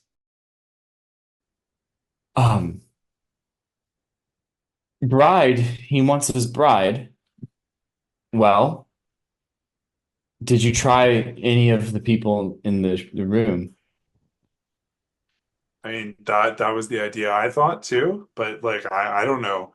Maybe we should ask him like what kind of bride he's looking for. Like, does he like medium length hair? Does he like a pixie cut? How young? Is he like a little sketchy where he likes them How do we know questionable that he's age? asking for a female though?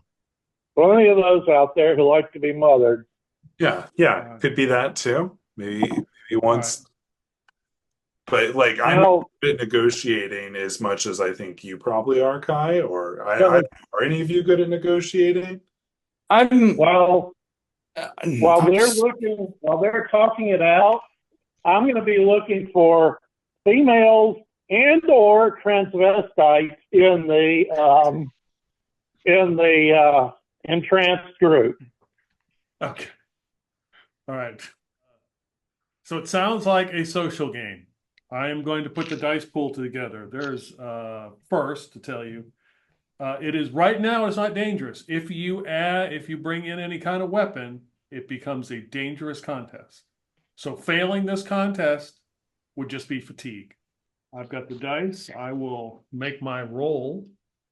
The number has been acquired. So let's go to Ted first. You can enter the go ahead and enter the contest. Well, once again, Ted Kwan from Central Valley, California, resident goat farmer. I'm not the best in negotiating, but I'm not bad. I know how to pick a good livestock. And is this like picking livestock? I don't know. Maybe we're a little past that nowadays. But anyways, I'm happy to help. I'm happy to help. I'm gonna help. I'm all in on this. All right, very good. Let's go to Kai next. I am Kai Moss, principal of St. Invictus of the Hollow Order High School, and I'm entering this contest because I think this mummy has a match. All right, so I did forget to make sure you take in your name die, D6, your occupation, D6. No one is social game, so you get D6. You can take fatigue and use your D8 as well if you wish to use that die. And also you can use an acquisition. Kai has been looking at this puzzle box and Okay. he thinks he's cracked the code.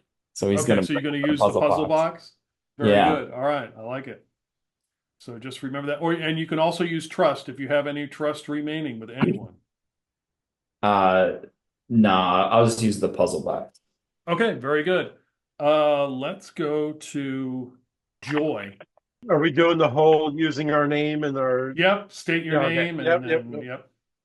It's me again. It's Joy Namyoung, and I don't have a lot of skills in being social with the lifeguard thing, but I can tell you this much. The one thing that I've learned about being social is to never, ever back down from a challenge, no matter what it is, social or not. That's why I am going to try really hard, no matter how tired I get. I'm going to push through and face this challenge because I'm a beast.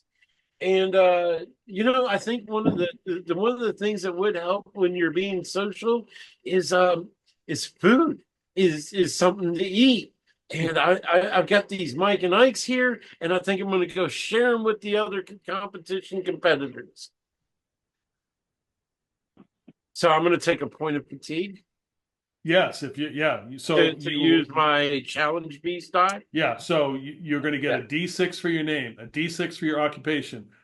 You take D6 because it is social game. Take a D8 for challenge beast. Mark 1 fatigue, and then sounds like you're using an acquisition. You'd use it at D4, and if you're going to use trust, you can do that as well.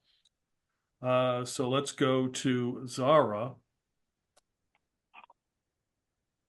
All right. Wow. What a game. Right. All right. Well, as before, Zara Opatha, retired sheriff. And if any of you out there work for general ordering and development, you can all go to hell. Because you're going to get there anyway if you work for those bastards. But in any case, I trust indeed that Kai has figured something out with the puzzle box. That the puzzle box is important to this. So I'm going to make sure to back him up. But, I can also put a little effort in and go back to my days of interviewing perps and, turn my bruiser game into more of a talking game if I have to. In other words, let's see, name, archetype, let's switch archetype to social. That's turn the bruiser game to talking. Yep. And so occupation, and I'm going to burn my trust with Kai. Okay. Zane, leader of the group. Zane Bull here again. Man, I tell you, ain't nobody as good as talking to people as I am. Wait, at least that's what I think. Most people did tell me I'm not very good at it, but I will say that I'm not going to back down from any challenge ever. Not in my entire life. This mummy will wish it was never born. So you get your name die. Get challenge beast is a D6. Basketball coach is a D6. If you're going to use any acquisition, that's a D4. Or if you're going to use any trust. Everybody have their dice pools collected. Yeah, I'm also going to Ready use to roll. my mask for this because I don't want them to see my face because I'm not the best at a poker face. So I figure the mask will help here. All right. So looks like the challenge is before the contestants. They have they're ready to take on the museum here and this mummy. And of course, let's get some let's get who's your favorite here? You, yes, you. Your name, please? Gladys. Yes, Gladys from Peoria. Gladys, you're gonna have to speak up on it. Who's your favorite? Who you think is gonna win this contest or really needs help? Okay. Yeah, you favor the Midwesterners. Oh, yeah, big surprise. Okay. Yeah, you feel bad for. Okay, it looks like it's going to be Kai. So the sympathy vote. Apparently, the broken nose, everything. Principal. Yeah. Yeah. Okay. Well, good. So go ahead and take another D6 from Gladys from Peoria. Believes in you. And roll those dice. Let's see what happens.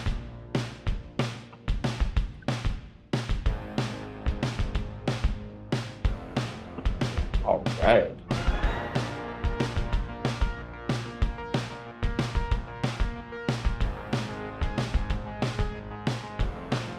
All right.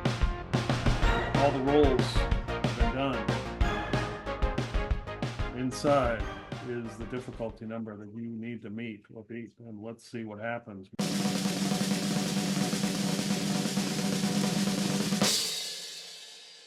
Wrong side. 11. Oh. We got some looks of desperation, sadness, exultation. 11 was the number in this social game. How did we do? Let's see. Okay. Kai with a 16. Wow. I got 2 6s and a 4 on my. Joy with a 14. Wow. Zara 12. You succeeded. So Ted and Zane, you take an injury, you just take 1 fatigue. So Ted, what happened with I guess picking people and picking goats? They're kind of like they're just they're not the same. You know, I was wearing the mask because I thought it would help with the poker Right. face situation. But turns out it muffled my speech, and one of the brides to be thought I insulted her. And let's just say she did not take kindly to that. And she slapped me about a couple of times. So, yeah, and then she threw me out the door. But in the immortal words of The Clash, I've been beat up, I've been thrown out, but I'm not down. Love it. Love it. Yes. Yes. Yes. Very good, Ted. Yes. Yes. Yes, very good. Hang in there, Ted. Both farmers. All right. Zane looked good last time, but this time it sounded like you got a full court press. That's what happened this time. And the team couldn't handle it. You know, in this case, I was trying to hit on one of the ladies, and man, she just talked her ear off to me, and it just made me exhausted, and I just had to let her go and walk right out of there. All right. Yeah. Happen if it's happened once, happened 100 times. Yeah. Okay. All right. Tough, yeah, it's tough. It's tough out there. Okay. All right. Let's see. Our next. Now we have. Okay. You both tick 2 boxes. Zara got a 12. Zara, how'd you win this contest? I mean, how did you succeed in this contest? How'd this happen? Well, I mean, the real success was backing the man, in this case, who really, really came through and knocked it out of the park, figured out exactly what the guy needed. I mean, that was really it. I was backing him, watching his moves, watching his back, followed right in, and he took it out of the park.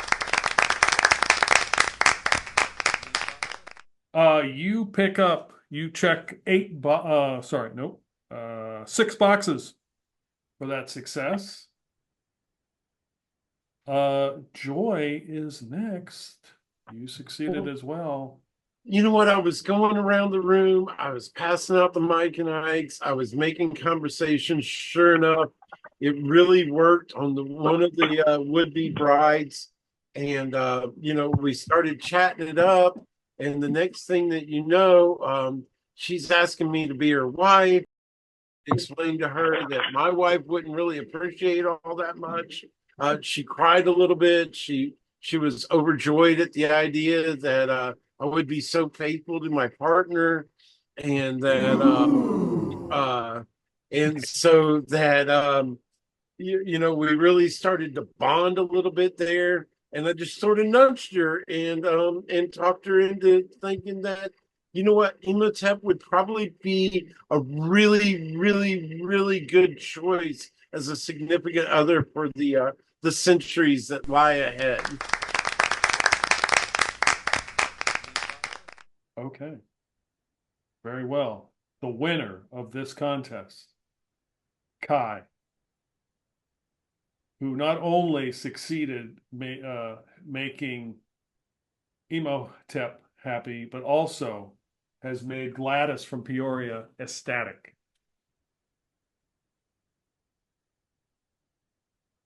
Gladys has, being from Peoria, she understands that quaint Midwesterner charm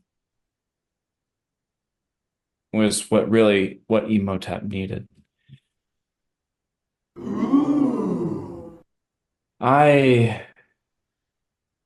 Once he laid it out in front of Imhotep, he was quite agreeable.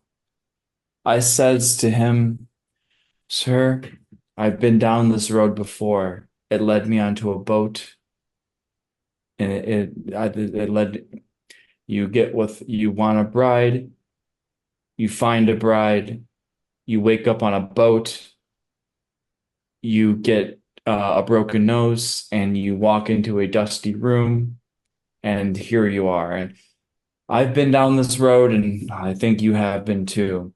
But turn away from such foolish retreats, for the other path is that of knowledge." And he offers Imhotep the puzzle cube. Oh, yes. With this, you will not need a bride, for you will have entertainment and companionship forever.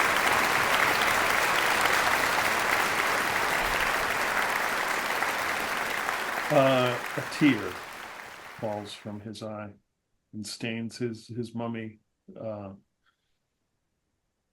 wrappings.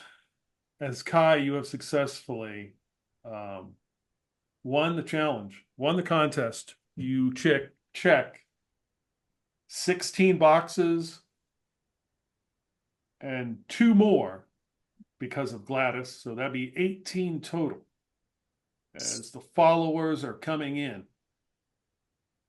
Whoa. And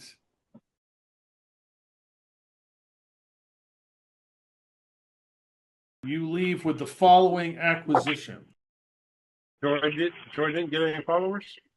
I'm sorry. I'm sorry. Yes, you did. Whoa, slow down. Yes, you did. Joy, you tick 7 boxes. Thank you. You get the following acquisitions: a rope and grappling hook, heavy leather gloves, pack of cigarettes, So, rope, grappling. and rope and grappling hook, one item. Yep. Heavy leather gloves, pack of cigarettes, flask of alcohol, and some circus peanuts for our winner, Kai, of this contest. All right.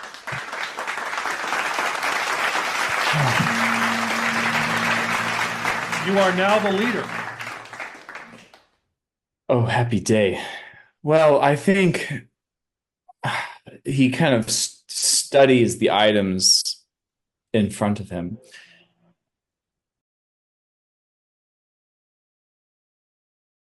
I think Joy has a thing for food. So I will give her the circus peanuts. I knew that was coming.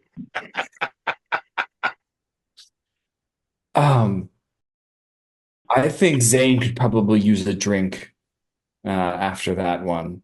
He looked pretty put out, so he will give him the glass of alcohol. All right. All right. It hurts to be rejected. That I'm quite aware. Thank you, my man. He will hand the pack of cigarettes. The pack of cigarettes. Ted, do you smoke? I mean, on occasion, after a long day on the farm, I enjoy some tobacco, as some of them call it. You're more than welcome to have this. Unless you think you could have use for a set of heavy gloves. Well, I mean, I'm sure I could use a set of heavy gloves, but I'll take the 6. I mean, sometimes you need to distress a little bit, and this competition's starting to heat up, so take the 6. Very well. And Zara, well, the gloves are yours. Yeah, thanks, man. And that leaves Kai with the rope and grappling hook. For reasons. Okay. For reasons. All right. And before we continue any longer, we'll take a commercial break so we can use the bathroom.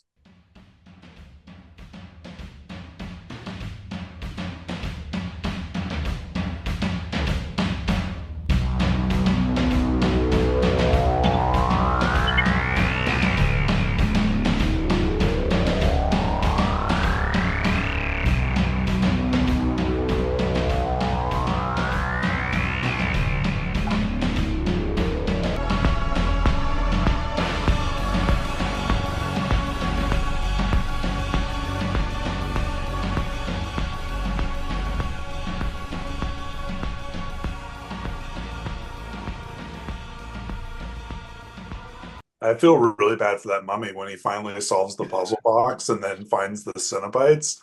That's not going to be good. Right? I was actually thinking that same exact thing. That's awesome. He needs all the pins to keep his wrappings correctly positioned. What movie is that from? Hellraiser. Hellraiser. So yeah, I thought it was very good that I was expecting you were going to fight them, but that was actually really smart. I didn't even think of the whole picking some of the other contestants and and using in the box too.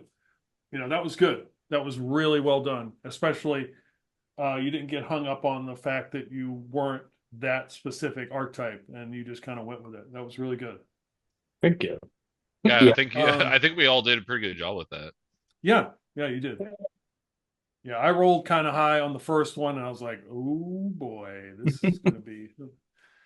But hey, you did well. So, all right. So Wes, I you are think you'll here. get the next one. You are I'm going to. This is what Kai. I'm destined. Kai is the leader currently, and This is the position I am used to. behind the museum is you notice there's a path that you really didn't notice before. It's overgrown, but it leads to almost directly north, and you hear it sounds like somebody. Sure, I haven't been drinking. It sounds like somebody is stumbling, like there's somebody up ahead. Does it sound like they're coming towards us, like down this path, or like just No, that definitely not headed in a direction towards you. Maybe, maybe, this way as opposed to that way. Yeah. Like around us kind of thing. Or nearby. they're like in the jungle, like Yeah. They're kind of, you can see they're definitely not trying to be quiet. yeah. I think we have company. You notice that path going north? Well, there's somebody or something afoot on it. I'm not a violent mankind, but just say the word and I'll do the job. I think we're going to need that knife. It looks quite overgrown. Of the people that are in the room, are they all where are they contestants? Yes. Okay. Are they all wearing the same shirt? No, they all have different uniforms. Yeah. There were too many of them for one thing, right? There's about a dozen. I think we can make some new friends and, have them lead the way. They're just sitting around anyway. I love it. Okay. So you're gonna grab the contestants from the museum? Yes, and he'll grab from the museum and say, "You're going to the principal's office." Yes. Okay. They come out single file and begin to follow you. They all seem to be in some kind of weird trance. So I've got my pillowcase behind my back, and I get into the middle of the pack.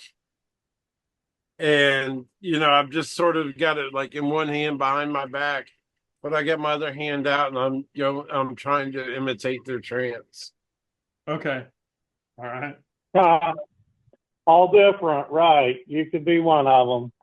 Zara will go, if they start to run, here's how you do an arm bar. And he'll sort of lightly demonstrate on one. See, you do this, and they go down easy. Is there anything in the museum that's kind of jangly? Like, what are you looking for? Well, I'm gonna like tie bells onto them if I can. Sure. I mean, yeah, you can find some bells. Yeah. Right. Just like goats, to get loose, you need to be able to find them. So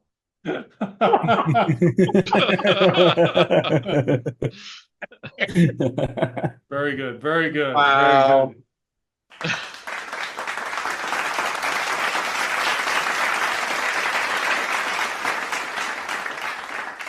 I'd say Ted knows his goats.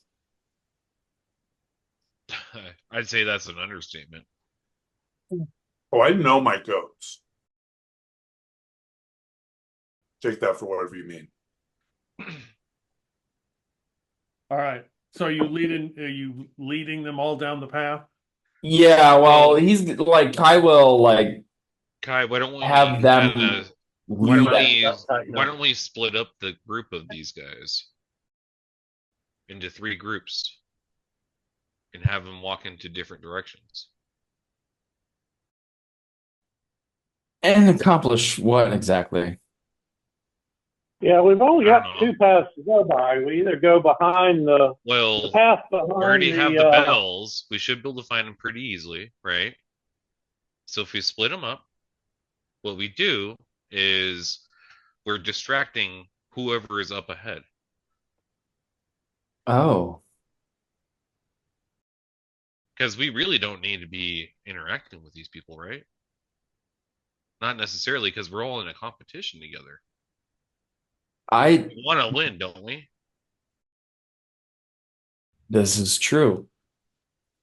Is that one of your signature plays?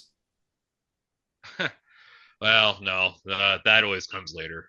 It's always a surprise. But see, that's the problem for me is that, like, when you interact, you have a chance to acquire more things that help you further down the road. What do you mean, like a trade deal? We just managed to work that social situation, so they gave us a bunch of stuff, but we beat the guys before that and we took their stuff, and that's how you win. And that's just like acquiring money. You go in and you work and you fight and you try really hard and you get some money. You work and you fight and you try really hard and you take their things and you keep taking things until you win. Oh, I'm right there with you, trust me. But sometimes the element of surprise is the best method. Just saying. Prizing them and taking their things I'm good with that. Zane Bowl. That is I am a fan of your suggestion. All right. Okay. Hey, I'm going to Well, follow the lead the way, leader. Kai. All right. So yeah, we'll send one group kind of off into the like as we kind of draw near to this noise, we'll send one group off into the jungle to the right, another group off at the left, and then like we will continue on the path. Okay. All right. So you're making your way down this path. It seems like it has not been used in a long, long time. You pass what looks like a small little sign that looks like an information placard, but whatever information was on there has been ripped off. So it's just, the frame. Kind of like what you'd see, like, oh, this is plant blah blah. Yeah. And then ahead of you, you see somebody in like a tracksuit, kind of like emerge out of the foliage, and he's dirty. His hair is a mess. He's got a little bit splatches of blood on him. He's like, hey, what's up? Hey guys, hey. Good afternoon. You look like you've been out here for a while. Yeah, man, man, don't. He point. Don't head back. Don't head back west. Don't head to the village. It's absolute chaos there. Like they're trying to burn that place to the ground. Don't like they were chasing me, thinking something had bit me or something. Man, I got no bites on me. And he starts lifting up, starts pulling his tracksuit out, like showing you his chest. I got no bites on me. I'm gonna like investigate his this sim to see if he actually has bites on him. No, he like pulls his like jacket off. He's got no bites. He's got like briar, you know, marks and scrapes and probably from barbed wire or something like holes, but yeah, it doesn't look like any bites. See, I got no bites. I'll drop my pants too. You want to check? I don't think that will be necessary. Although I would invite any of my compatriots to try. Um, I'm more worried about what he's owned than what's on him. You said there's a village to the west. Did it perchance have two-story facades? No, no, no. It's just like hell. I don't know what they were. The some dude was there. He was trying to think. His name was Rudy or something. Man, he was wearing some overalls. I don't know. He was like yelling at everybody, and they were like ripping the pieces of whatever throwing it in and burning. There was some lady who was on top of like some like scaffolding or something that had a bell, and she was just like laughing at him.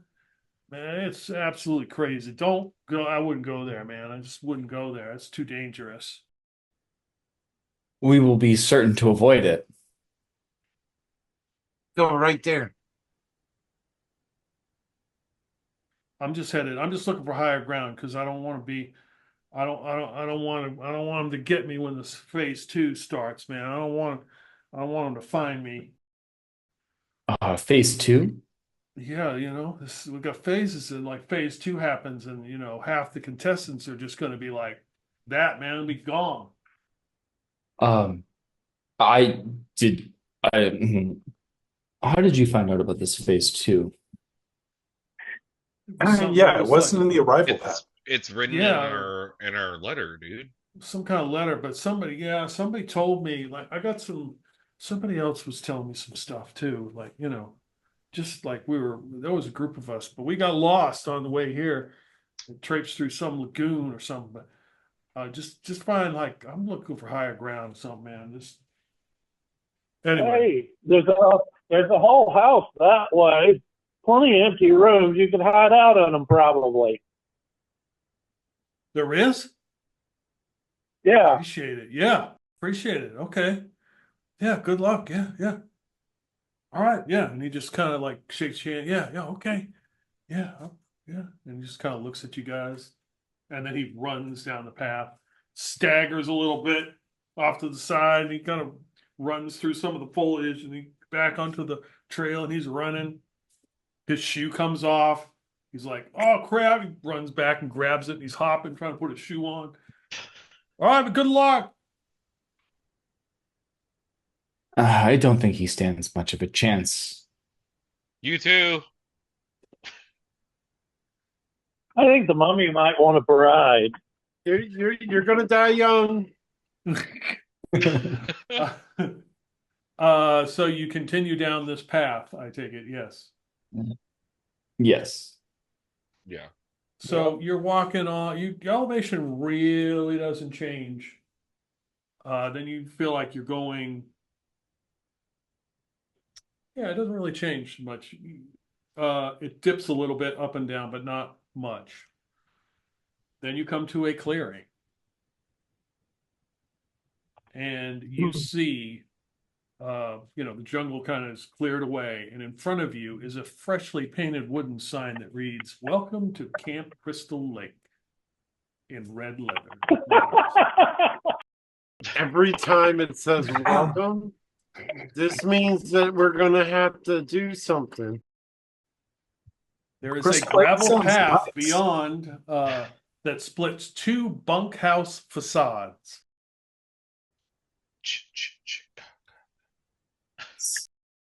This place seems kind of nice. It seems calming and relaxing. Yeah.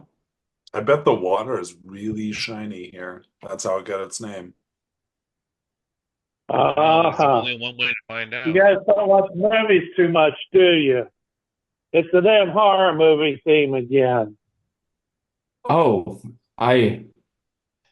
Oh, wait, what? What horror movie? I don't watch horror movies. I don't have time for that. It's one of those where everybody runs and they die. oh, well, I suppose we should be careful not to trip and fall then. Yeah. Don't run. Don't run, stand and fight. You got to do whatever it takes. So at the end of this, at the end of this gravel path, you see a weathered canoe on the shore of looks like a pond, a lake, whatever you want to call it. And there is a woman, you would guess by her clothes, which are tattered, hunched over back to near the canoe. Is she wearing any sort of No. contestant uniform? Nope. Is there any weapons inside of her? No, she's just kind of like crouched back to. So you just kind of catch like her, looks like she's wearing like an apron. Basically by her clothes, you would guess that it is a female. Miss, do you ferry people across the lake? Is that what the canoe is for? So as you get close, she stands up, and when you stand up, you notice one thing, even back to, she doesn't have a head. And she turns around and looks at you. Her apron is bloody.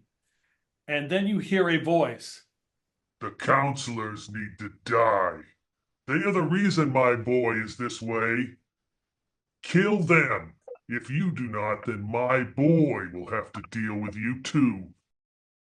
And at that moment, you hear some noises, and behind one of the facades, you see some contestants trying to get out of what looks like a pit. And they are dirty and covered in mud. As you do that, her head sort of like pops out of her neck with a mask on, and she pulls a machete from under her apron. And this is the next contest. Oh, and great. it is dangerous. Yeah. All right, we already agreed we're standing and fighting, right? What is your approach? Well, I mean, I'm down to whatever it takes. Whatever Whatever it takes. And he said we had to kill the cat, or whatever this. I'm a little bit disgusted by it, but it said we had to kill the counselors, otherwise we would be killed. Mm-hmm.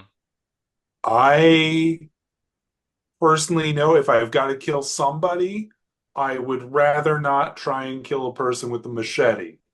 Kill the counselors, the people running. That's that. I mean, I'm just saying. I agree. That's a good idea, Ted. Yeah. I mean, I would rather kill an unarmed person if I've got to kill somebody. Let's do it. Guy, what do you think? I got an alternative. It sounds like Snake to me. Push her in the pit. I mean, you know she's going to start swinging, and that'll give us time to run away, and our hands will be cleaner anyway. Okay, I like your idea, Zara. We can agree to help, and then at the last moment, somebody can push her into the pit. Yes. It might as well be me. Well, I could help you. I mean, I've got the knife, so I gotta go up there too. I mean, it's got to be what it's. I still have my pillowcase ready to go over to somebody's head. I hate to break it to you, Ted, but her knife looks a lot bigger than yours. That's okay. That's okay. I'm going to go for the Achilles. It's always the weakness, always. Since that story I read in high school, do you teach that? It is part of the freshman core curriculum. Yeah, that story, whatever it is. There's Achilles. Yeah, whatever his name. He dies. England. I don't remember. He What if it doesn't stop him though? Well, but we don't need to, whoever this is. We don't need to stop him. We just need to push him. We just need to push him. I run, I jump, I put the pillowcase over their head, You come up behind him, you slash him on the Achilles tendon, and then while they're nice and weak and ready to go down, the others push her in. Yeah. I think we should do that after agreeing to help. Well, yeah, absolutely. Oh yeah. Need to help. We got to get her. We got to Deception. get her close and make sure she.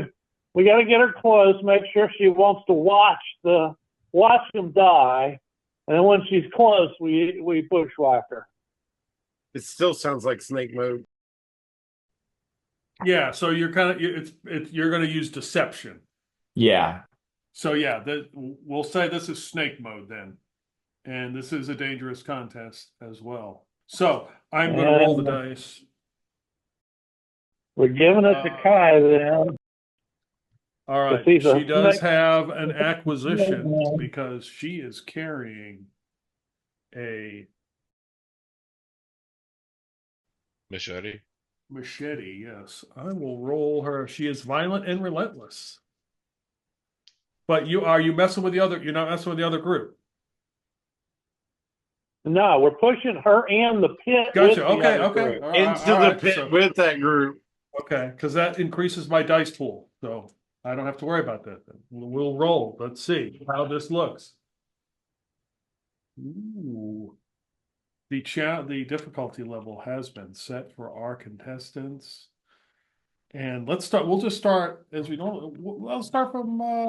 Let's go with Joy. Joy. Are you going to enter this contest? You bet your sweet ass I'm going to enter this contest, or my name's not Joy Namyoung. As a chief lifeguard, like I already said, I'm good at running and leaping into situations, just like leaping into the ocean to save a life. Well, this time I'm going to leap through the air and I'm going to drop a pillowcase over that head. And when I do, I'm not leaving anything on the table. I am trying my hardest. It might wear me out. I might be tired, but I am going to do it. And I'm going to bring all of my power and everything to bear to meet this challenge. All right, so you're going to take a mark of fatigue. Yeah, I'm going to mark a fatigue to get my challenge beast. My challenge. I'm using an acquisition with my pillowcase. I got my name. I got my lifeguard, and I got and it's a snake mode, so I got to die for that, right? Yep. Oh yeah. All right. All right, Joy. Sounds good. Joy has entered the competition. What about Zara? Yeah, I know everything about taking down perps. Nice to be doing it with a group too. I mean, that was the whole point of being a sheriff. Zara Passa never took down a perp by himself. Always called for backup when I was a sheriff. So that's what I'm gonna do now. I'm gonna let these guys do their thing. Guy with the pillowcase, guy with the golden tongue gets to lure her over to the pit. Guy with the pillowcase gets to put the sack over her head. Guy with the knife gets to cut her Achilles. And I'm going to be this sucker pushing her. And just in case she grabs for me, I'm going to make sure I got my gloves on. So if she grabs for me, I can shed them and she won't get me. And we'll do it that way. All right. So it sounds like using acquisition. Are you using your deathmatch mode? Yeah. Okay. I'm not gonna push a fatigue to upgrade it. And let's see. No, I mean it's snake mode. So in order to use deathmatch, you have to take a mark of fatigue. Right. I'm not gonna push the fatigue to do that. But tell you what, I will ask for Zane's help. So that will be my last trust favor. Okay. Have last trust. Yeah. All right. Let's see. Let's go to Zane. Well, so here I was again, Zane Bull, and I didn't have a plan. So my first instinct was to grab one of the survivors and throw him at the killer to help block the damage that was coming at Zara. Okay. All right, so you get your name die, the D6 for snake mode. If you're going to use an acquisition, let me know. And you're going to use basketball coach occupation D6 as well. Yeah, I'm going to use my malted milk balls to lure Oh, them yeah. in. Yep. Okay, good. Who's left? Let's go to Kai. My name is Kai Moss, principal of St. Invictus of the Hallett Order High School from Middlebury, Indiana. And I think this woman got an F in parenting and has earned herself a Saturday morning detention where she's going to learn some very hard lessons. But never fear, I think she can get her grade and her act back together with the right motivation. So this is snake mode for you. And This you is do name, occupation, use Yep. an acquisition. Yeah, he's gonna pull out a mask. Oh, nice. He puts it on. And he didn't share his mask when everybody else was like looking at their Okay. masks. And it is a werewolf. Okay, cool. So he puts it on and goes, "Oh,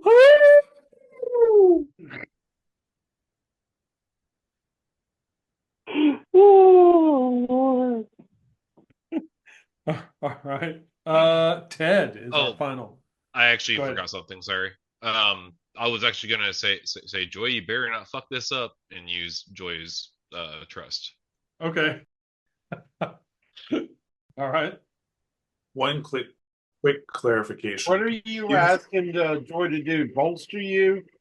To Block bolster your me. fatigue or energy? Yeah. Okay, bolster you? Okay, yeah. One quick clarification. Can I use only one acquisition per challenge? No, you can use more than one. Okay. So Yes, this is gonna be You only get the top one, right? Yep, you take the best roll. So if you use 3 acquisitions, you roll 3d4, you take the best roll out of those 4. gotcha. It's gonna be stressful lying to this woman, so gotta take a couple of quick draws here. But I got my that's knife. that is actually an excellent point. Since what's his name is leading her with the candy, I will pull out my candy cigarettes and pull them with him and try to lead her over with the candy cigarette. Okay. And being a goat farmer, I know how to get right in there and cut right at the joint, make sure it's a clean cut. And I'm just hoping it all goes well. But I'm feeling lucky. So let's do this. All right. The contestants are ready for the next contest.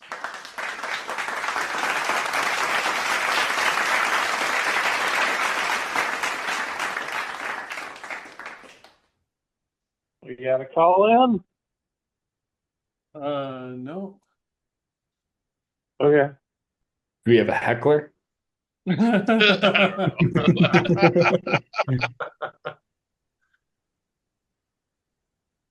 All right.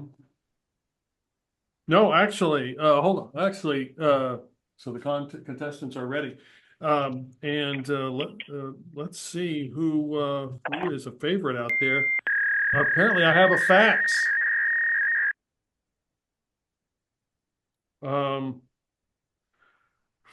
Robert from Saskatchewan, Bob, as they call him down at the club, the Elks Club, I think,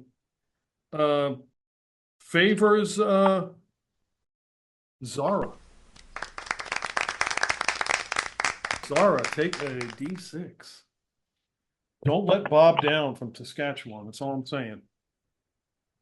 So the D6 goes into the first pool. Right. Yep. Okay. All right. Roll your dice.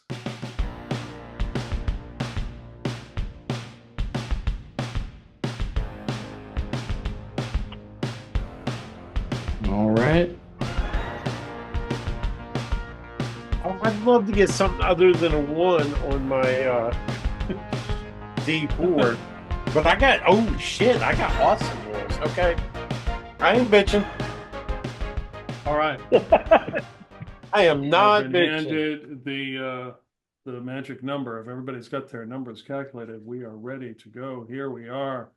The difficulty level for this challenge is 10. Boy, she talked a big game, but she is just. Oh, she ain't getting nowhere with that one. 10 is the number. Wow, we got 15, 16, 13, 15. 14. Yeah, we went all in 14. We because have got. You guys smoked this thing. Wow. Okay. we went all in because she looked like a badass. But oh well. Apparently, she wasn't that hard. All It right. wasn't all that. Little did we know we wasted all our resources. All Yeah, right, I know. So Kai, That's you win the contest. I mean, you do not win the contest. You have successfully completed the contest, but you get the lowest number, but that's okay. You will get a total of 6 more boxes checked. And so what did you do to help win this contest? Kai donned after donning the werewolf mask and calling out to towards the sky, went after the camp counselors and beckoned crazy murder lady to follow. After which, you know, she did. Okay. Let's go to Zara had the 14. You get check 7 more boxes. How did you help with this contest? It was all a team effort. Everybody did their part. But for me, who knew she'd be weak to candy? Must be all that exercise and regrowing body parts. Who knows? But I got her right there. And then bag. And then the Achilles. And then, yes, I finally took one down. I took that perp down just like they told us in cop school. Straight into the pit, straight on top of a couple of those other contestants. Ha! It was righteous. Click another box because you have definitely made Bob from Saskatchewan the talk of the Elks Club. And All right. we go to Joy, who also got a. Joy got a 15. Did Kai get any followers? Kai would have got 6, and Zara should have gotten 7 plus 1, 8, and Joy gets 8. Yeah, go ahead, Joy. Joy, Joy just, oh my God. I'm right at home here as a lifeguard. We're right on Crystal Lake. I went running, and what do I see? I see a tire on a rope, and I jump on it, and I swing back and forth, and I build up some momentum. I fly through the air with the greatest of ease. I came down with that pillowcase on that head so hard, you almost didn't need the chop to the Achilles. Man, she was going into that pit anyway. I was even able to do a flip on the way to her.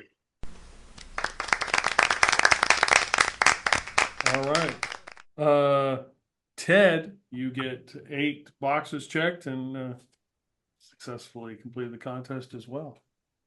Yeah, I mean, these things, they really did something for my nerves, and I stayed nice, cool, even keel, and I got right up there to the pit. I didn't think I could do it, but turns out with a little bit of tobacco, everything is okay. So, in the right perfect moment, right after that bag came down over her head, slickety slit right through that Achilles, and she fell right down to her knees, made it super easy to push in. Not even barely a problem at all. And yeah, without my knife skills, I'm not sure where the group would have been. But it was team effort, and I'm a team player, but I'm going to do what it takes to win. So, it was, I thought I was going to have to kill some camp counselors, but thankfully the team came up with a better plan. Didn't have to get my hands dirty. Well, not so dirty anyways. And I'm kind of glad for that. I really respect my team. So let's hope we keep up with this winning streak. All right. And the winner and new leader of this group, once again, is Zane with a 16. Zane, you check 16 boxes. Tell me how you took care of this win.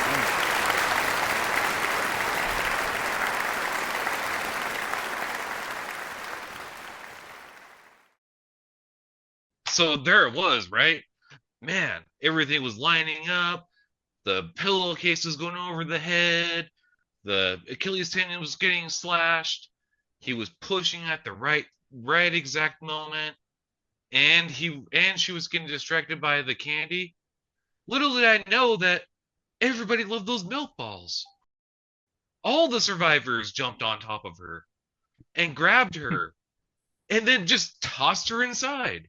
It was the wildest thing I've ever seen in my entire life. And then they jumped in afterwards. Why? All right. You get the following acquisitions to distribute as you wish. A bottle of beer, crossbow, Does it have a machete. Does it have bolts? Or just a crossbow? Yes. Yeah. Okay. Machete? And a box of condoms. Okay. Wouldn't be summer camp without him. Very true. Very true. You also get a Bela Lugosi mask, as Dexter Castle, in his plum tracksuit, his group had fallen into the pit, and he thanks you profusely for saving them and not pushing them into the pit, and he gives you his Bela Lugosi mask. So you should have, I think that's 5 items. Yeah, that is 5. Okay. He's gonna, Zane's gonna kind of look over the items and be like, who could use a machete in our group? Joy, how about you take it? Ooh, I like a machete. Obviously, the crossbow has to go to Zara. Everybody knows this. Much appreciated. Ever since I took this gut injury, it's been hard to get into the mix. The box of condoms, I think, should probably go to Kai, since he's such a ladies' man. They will be used. At some point, I'm sure. And then the Bela Lugosi mask. Oh, never mind. How about Ted? You take the Bela Lugosi mask. All right. I'll keep the bottle of beer for myself.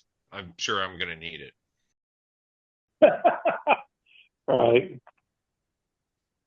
Along with the flask.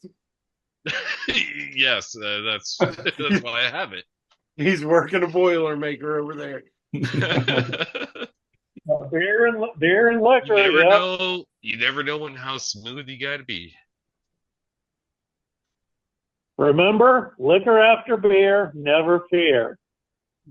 Beer after liquor, never sicker. So Dexter Castle is his name. He tells you that he is a hiking guide and that he made his way up from the lagoon and kind of traversed to the camp. And there is a trail that leads from the camp to the west. It doesn't take us to the village, does it? No, man. That's much farther. This is more like the center of the island, I think, because we got to be getting close to phase 2. So Well, if you go about 1 hour south of here, um, you can have a safe haven if you want it. Just go inside that building. Just keep following the road south. I'm good. You don't care. I'm going to hang with you guys. I mean, our group is. I mean, you obviously know what you're doing, and strength in numbers at this point. What is he? Is he wearing a contestant? Yeah, he's wearing a plum tracksuit. It is him and 2 others. All right, hold on a second. Yeah, And he's at a then, conference. and That's then okay. That's fine. yeah, we need to chat it over. So anyway, I pull you guys aside and go. What do you guys think? Okay. This is a team effort here.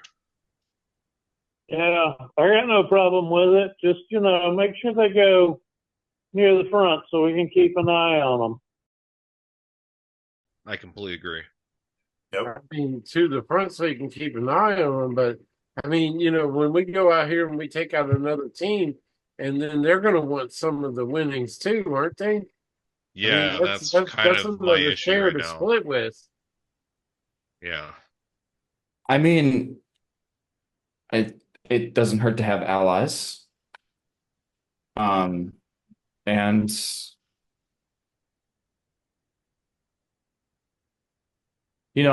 if they meet unfortunate ends, then in lieu of us, all the better.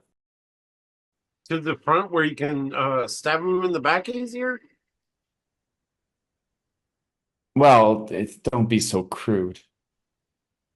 Well, I mean, are we saying the same thing or not? I'm saying that if there's a dangerous situation, it doesn't hurt to have extra bodies. Yeah. I swear that tracksuit had a little bit of red in it. And what if it's a ruse? What if they're just waiting until we do something to fall asleep? I mean, Yeah, we have to sleep at some point, I'm assuming. I don't know. If they're waiting until we let our guard down for just a moment, and then they take all our stuff and stab us in the back. It's still 5-on-3, and we can take care. yeah. We got numbers in our favor. Good point, sir. Like, Yeah. How about this? We always have one person on watch at all time. Keep an eye on them. yeah. You can't trust anybody, really.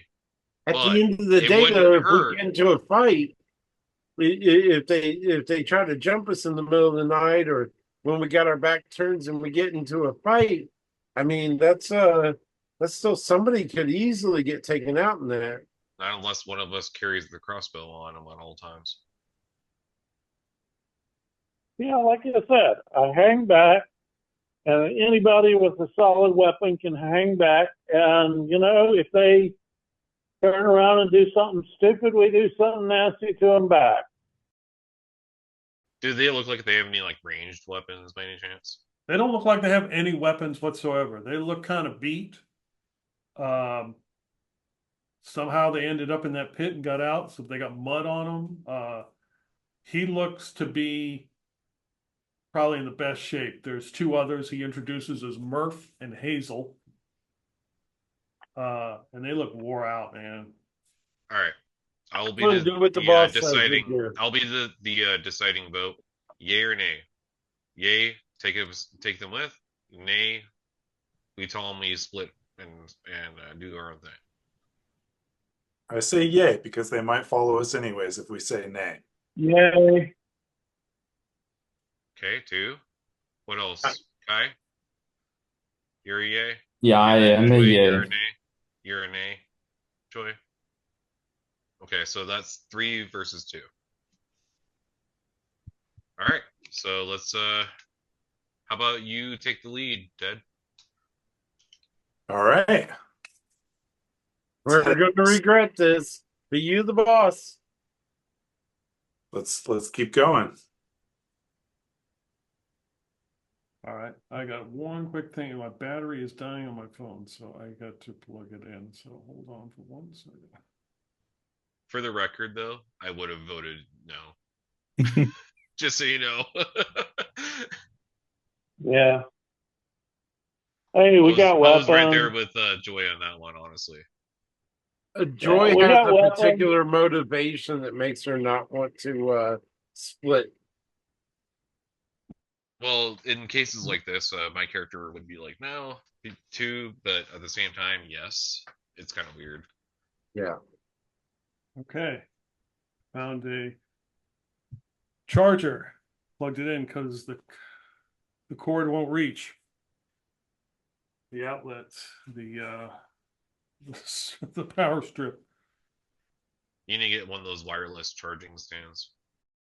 Yes. Wireless for the win. Yeah, dude, I'm telling you, man, those are great.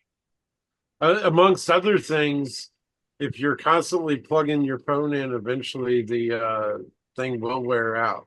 It does, yeah. I don't care how much money you Yeah, I spend. mean, I have a pad that I set it on to charge it at night. I just didn't. I've never used the iPhone as a camera remotely, and I was like, I wonder how quickly and I heard a noise at one point. I was like, I don't know what that is. I looked over. It was like, your battery's at 20%. I was like, oh shit. And then it was, your battery's at 10%. I was like, oh shit. You're using Okay. you're using an evil iPhone anyway. Okay. Yeah, absolutely.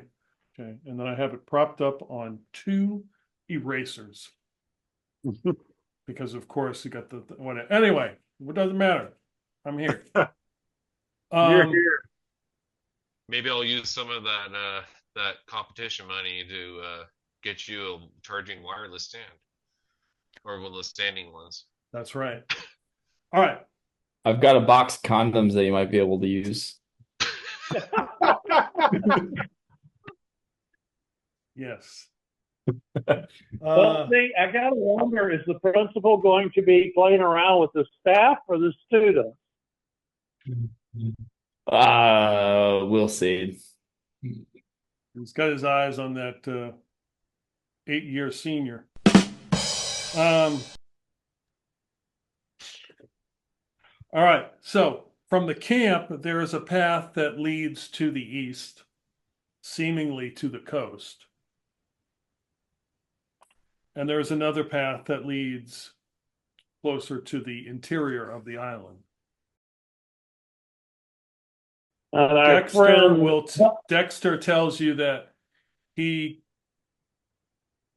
will take a quick look down that path to see if there's anything to the east, but he says, I don't think there's anything up here. I think we have to go back into the interior. Yeah, that makes sense. We landed on the coast. Yeah. If they spread us out around the coast, then everybody's going to meet in the interior. Yeah. Let's do it. Yeah. All right.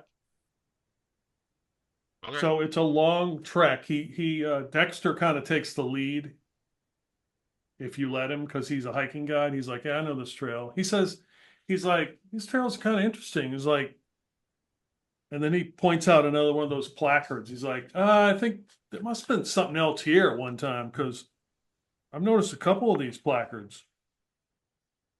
Does it say anything, or has it been ripped off? No, they've been ripped off. They've been torn off, and yeah. He's like, I haven't really seen anything. Ugh. How Some of long? those signs were unimportant then. So he makes his way. You realize you're going down. You were at elevation. You're going down. Then you're kind of going through like a marshy area, and this is more. There's more of like a walkway here that they have built. And as you are walking up, you notice like cable lines going off through the trees, like a gondola. And you come up to what looks to be like a carousel. You know, the carousel that goes around. There's rusty old cable cars sit idly as the jungle has completely overtaken them on two carousel lifts. They're rusty, and it looks like some of the cable cars may have had something on them, like some painted symbol or signature or something, but they have been freshly sanded off. Do the two carousel lifts go in the same direction, or they go in different directions? No, they go in the same direction. There are two that sit, and they head off out to the north. Okay. You see another contestant group making its way up the path from the south. A voice from a patch of nearby foliage says, "Welcome to the Gondola, relentless contestants. The challenge before you is simple. Cut through the foliage, restart the perspective carousel, get inside, and make your way safely to the next destination. Good luck and play to win." Good thing we have a machete. I got a machete. So as his voice trails off and the crackling, you hear a whooshing noise pass you in the sky, just above the tree line. Hard to see, but it looks like a prehistoric bird. Flies just over the trees and lands somewhere in the greenery. And then as you look, you see its piercing red eyes watching you. Oh. That's one crazy Hey, bird. that guy, you think you can farm those? You'd need a hell of a fence. Yeah, I mean, more you need like a cage. Yeah, like a fence with a top on it. But you know, if it's a predator, we need some prey, and I don't want it to be me. No, I'm the least damaged out of all of you.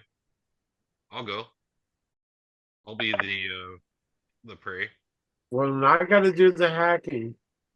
I can distract it. Maybe even throw a bottle or a flask or two at it.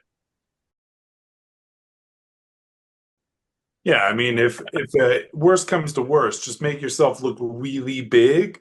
Most things are Yeah, frightened scare of it big off. things. Yeah, like a kind of like you would in the wild wilderness, right? I've seen that it was in those documentaries. Yeah, yeah. Yeah.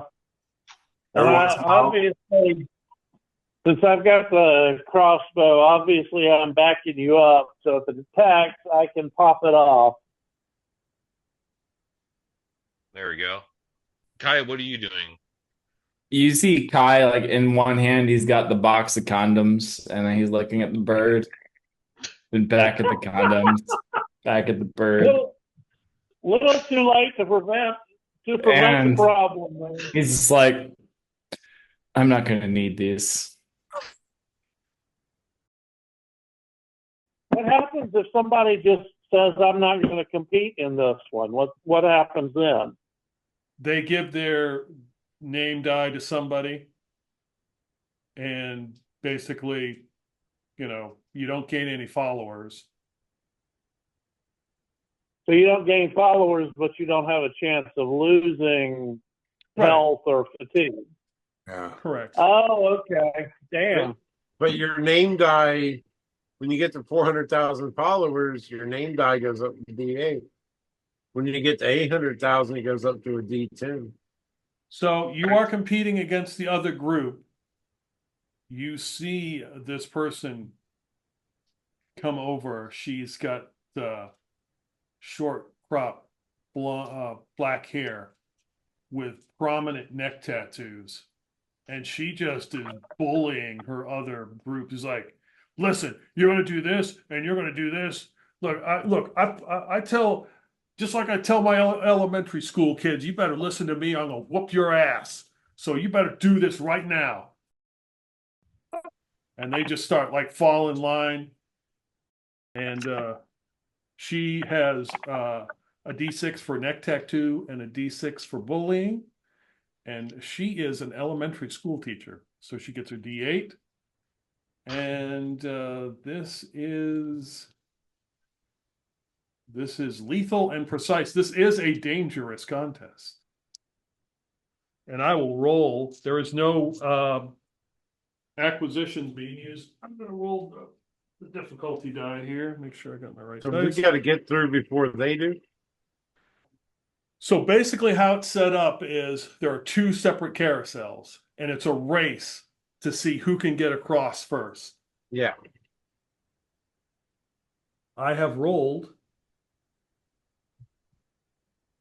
All right. That was not a happy expression. Not happy for us. I is like he's impressed with this teacher. She must be a Catholic school teacher. What, with the tat? Yes. Is this a challenge beast? You mean like This a is Catholic I think this is going to be school challenge teacher? beast because you're cutting vines, trying to get Those to are the prison thing, and then tats. yeah. I'm not saying she couldn't still be a Catholic school teacher, but those are prison tats. But a sexy Catholic school teacher. She served time and now she serves God Full time. full time. I'm sorry. Wes, you were on fire tonight. I must say, between the goat farmer and that one, wow. All right. Let's see. Let's start with Zane. Oh well, Zane, you're the leader. How you doing? All right. How you're going to enter the contest? So anyway, there we were, and then this sexy Catholic school teacher pops into the picture, right? And I'm like, well, I got to impress her the most I can. So I down this bottle of beer and this flask of alcohol, right? And I throw it as hard as I can, both items, after it's empty, right at this bird, in hopes that I can distract it long enough that we can cut these vines down. Okay, so you've got your name die, your occupation. You're throwing things like like you'd shoot a basket. So you're using 2 acquisitions. Yes. And your challenge beast, so you get a D8. Okay. All right, let's go to Joy. I mean, look, I'm Joy. You know who I'm here, why I'm here. Yep. I'm here because I am a beast as a lifeguard. And you know what? I'm going to tell you something right now. I am not going to lose this challenge. I'm going to put everything that I've got into it. And once again, I am just going to give it my all, no matter whether I'm exhausted or not. And you know what I'm going to use? I'm going to use my guile. And I have realized that she is a task driver and she is probably not letting them eat, and they need treats and they need snacks. I'm going to go over there when nobody's watching. I'm going to find the one that looks like they're the hungriest. And I got these circus peanuts here, and I'm going to give them some treats. That's going to slow them down. And then I'm going to run over with my machete. Or I'm not using my machete. They're going to murder. They don't need me in my machete. All right. So you got your We're name, going to win occupation, this. your archetype, and you are using the circus peanuts. Ted.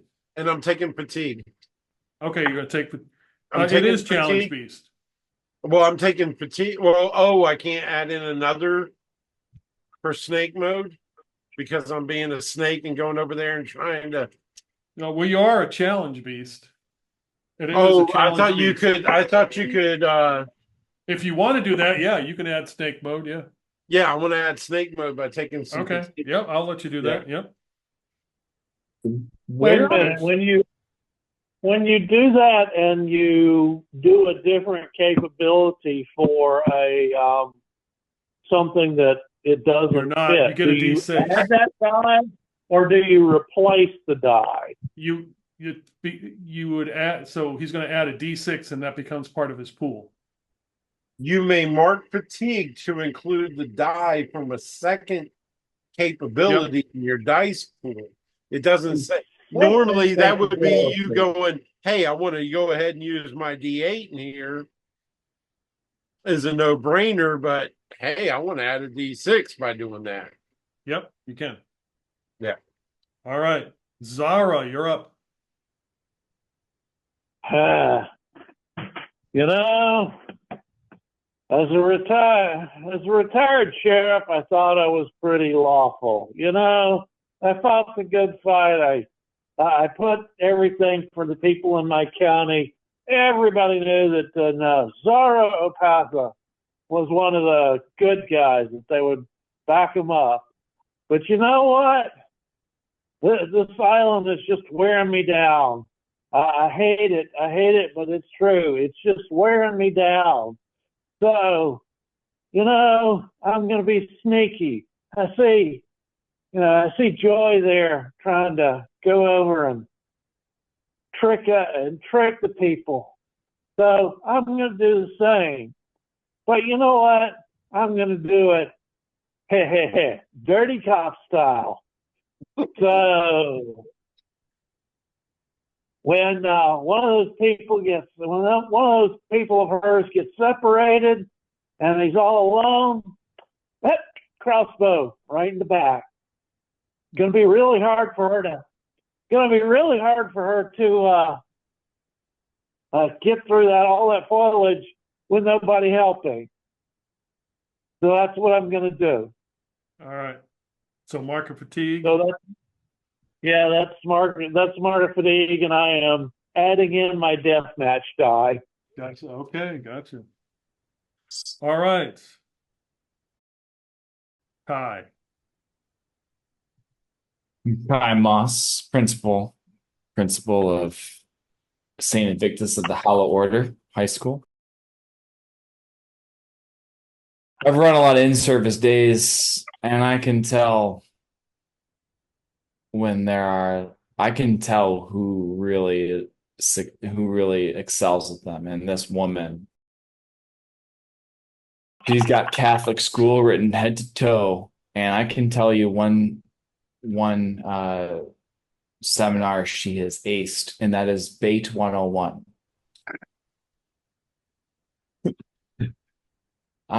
I trust in my good companion Joy that he will make sure that she completes with flying colors.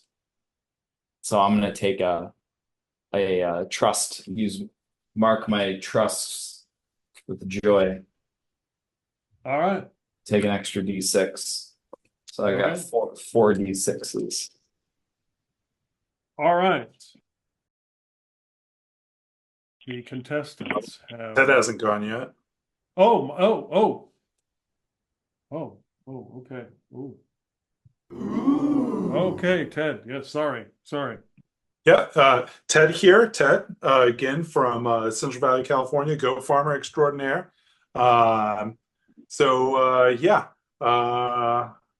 I'm going to do here is I've got infinite trust in Zara and his or her marksmanship skills. Don't want to misgender Zara there.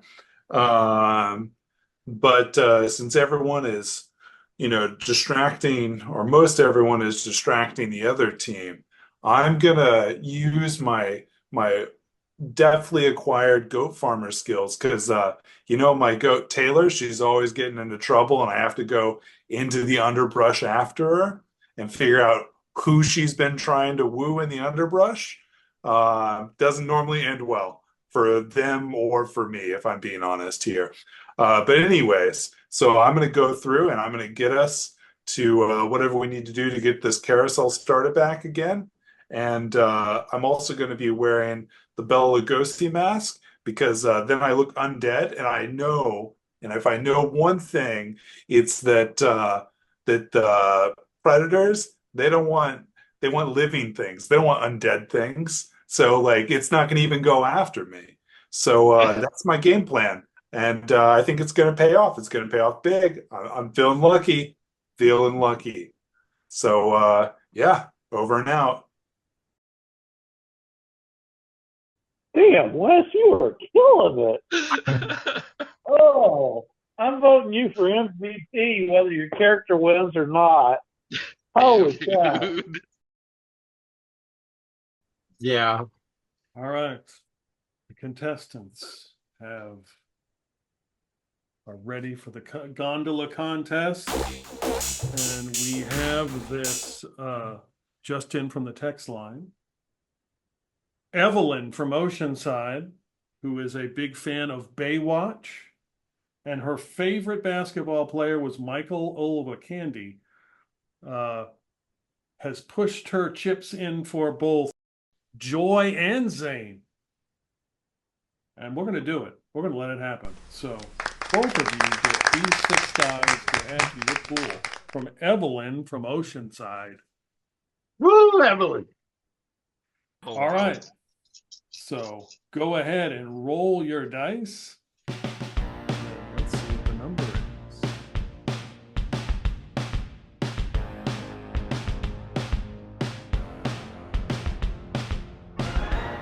Here we go.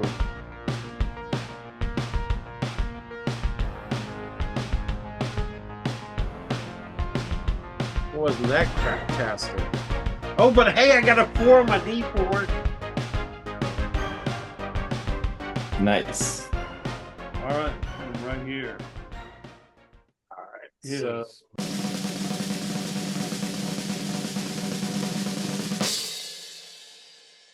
9. Ooh, not good. Very, very low. Wow. That's why he's That cat, Very Cat- low, yeah. that woman was not all of that, was she?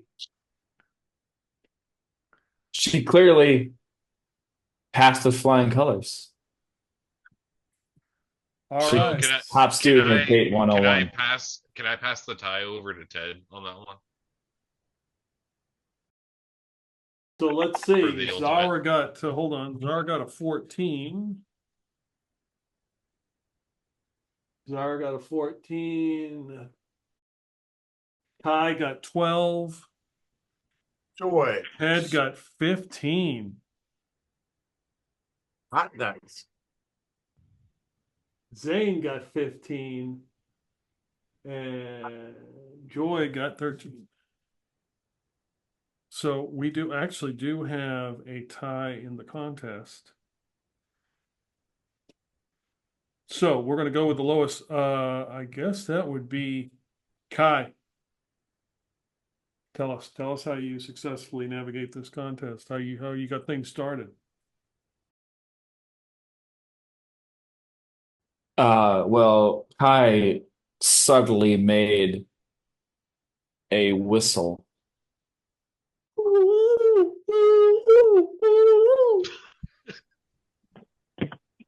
Which caused the hot, sexy ex-con school teacher to turn her head, recognizing that whistle as one that is commonly heard in the halls of Catholic schools.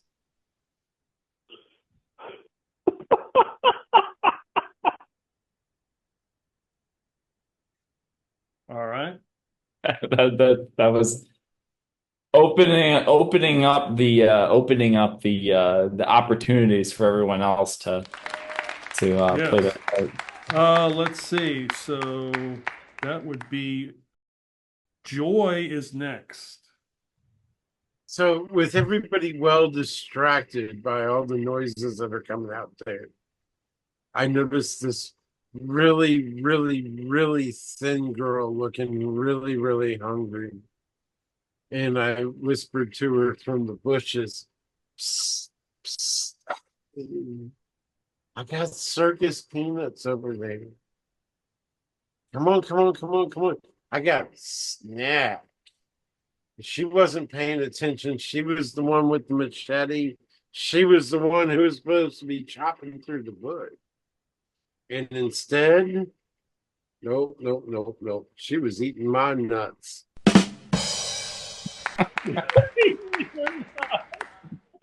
Oh God.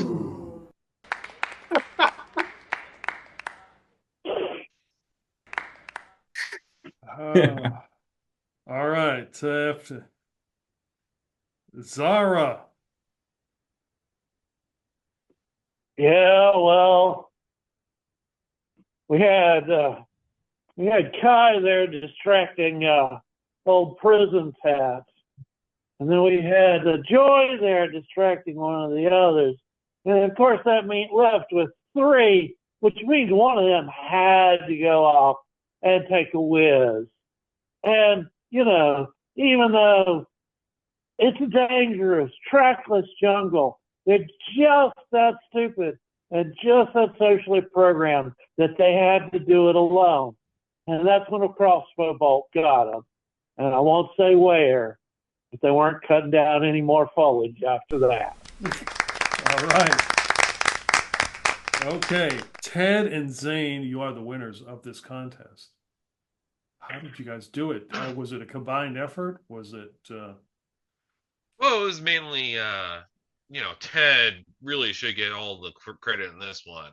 However, I did help him by throwing those bottles and distracting people long enough to look at it before he, finished the job. Ted? Yeah, sometimes things work out in your favor when you're as blessed as Ted is. So, yeah, so I was looking and I realized that like everyone else was distracted. And then as I was crawling through the underbrush, I realized that I need to chop down all this underbrush, that I could find the generator for these things. And, I work on a farm, stuff breaks, you got to fix it. So, you know what I thought to myself? I'm going to do a little backyard engineering. I'm going to amp this up a bit. And we're not going to even need to go through hacking away all this stuff to clear our way. No, we're just going to plow right through it. So we managed to overpower this generator. We only need to get up once. We don't need to do it again. So it breaks after we leave. I don't care. So I cranked it up. I overpowered it, and we got going. Once we all got loaded in that carousel, we are lickety split like that, straight up the side of the cliff on that gondola. I don't know what to tell you, but things are looking up for Ted. I'm feeling the money.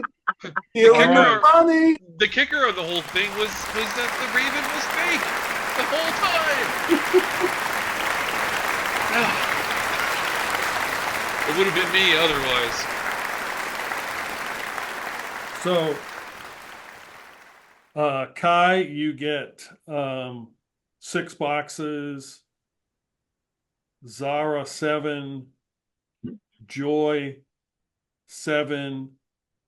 Zane and Ted 15 boxes.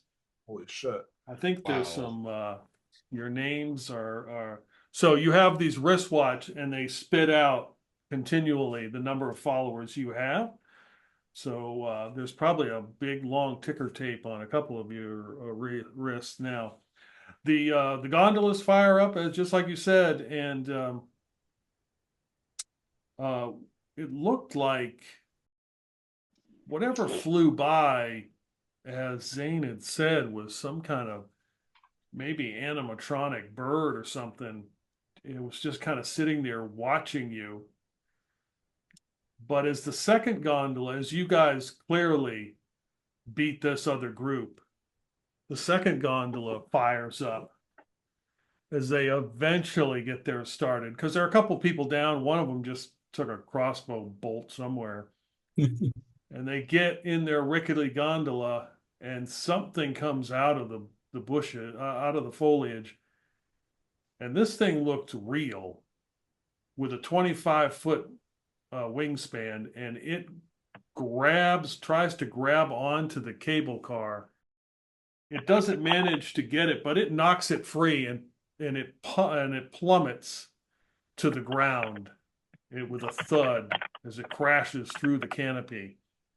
The gondola takes you all the way off the island, appears, to a smaller island, and you get off on the other side.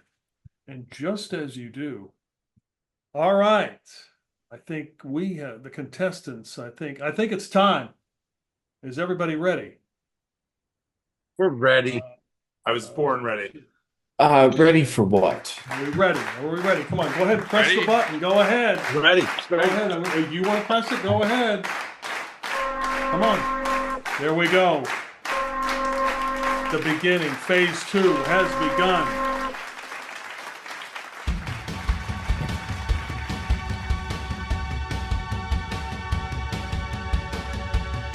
And I'm not going to play the entire song because it's 3 minutes long.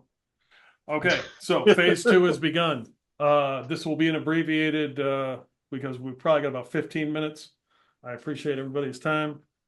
So we're going to do an abbreviated version of the end here. Here's my notes. So you're kind of like on a smaller island with this carousel as it stops, and you've gotten off the gondola. So right now, what we're going to do is phase 2 is about scouting this portion of the island. Oh, wait a second. I apologize. I apologize.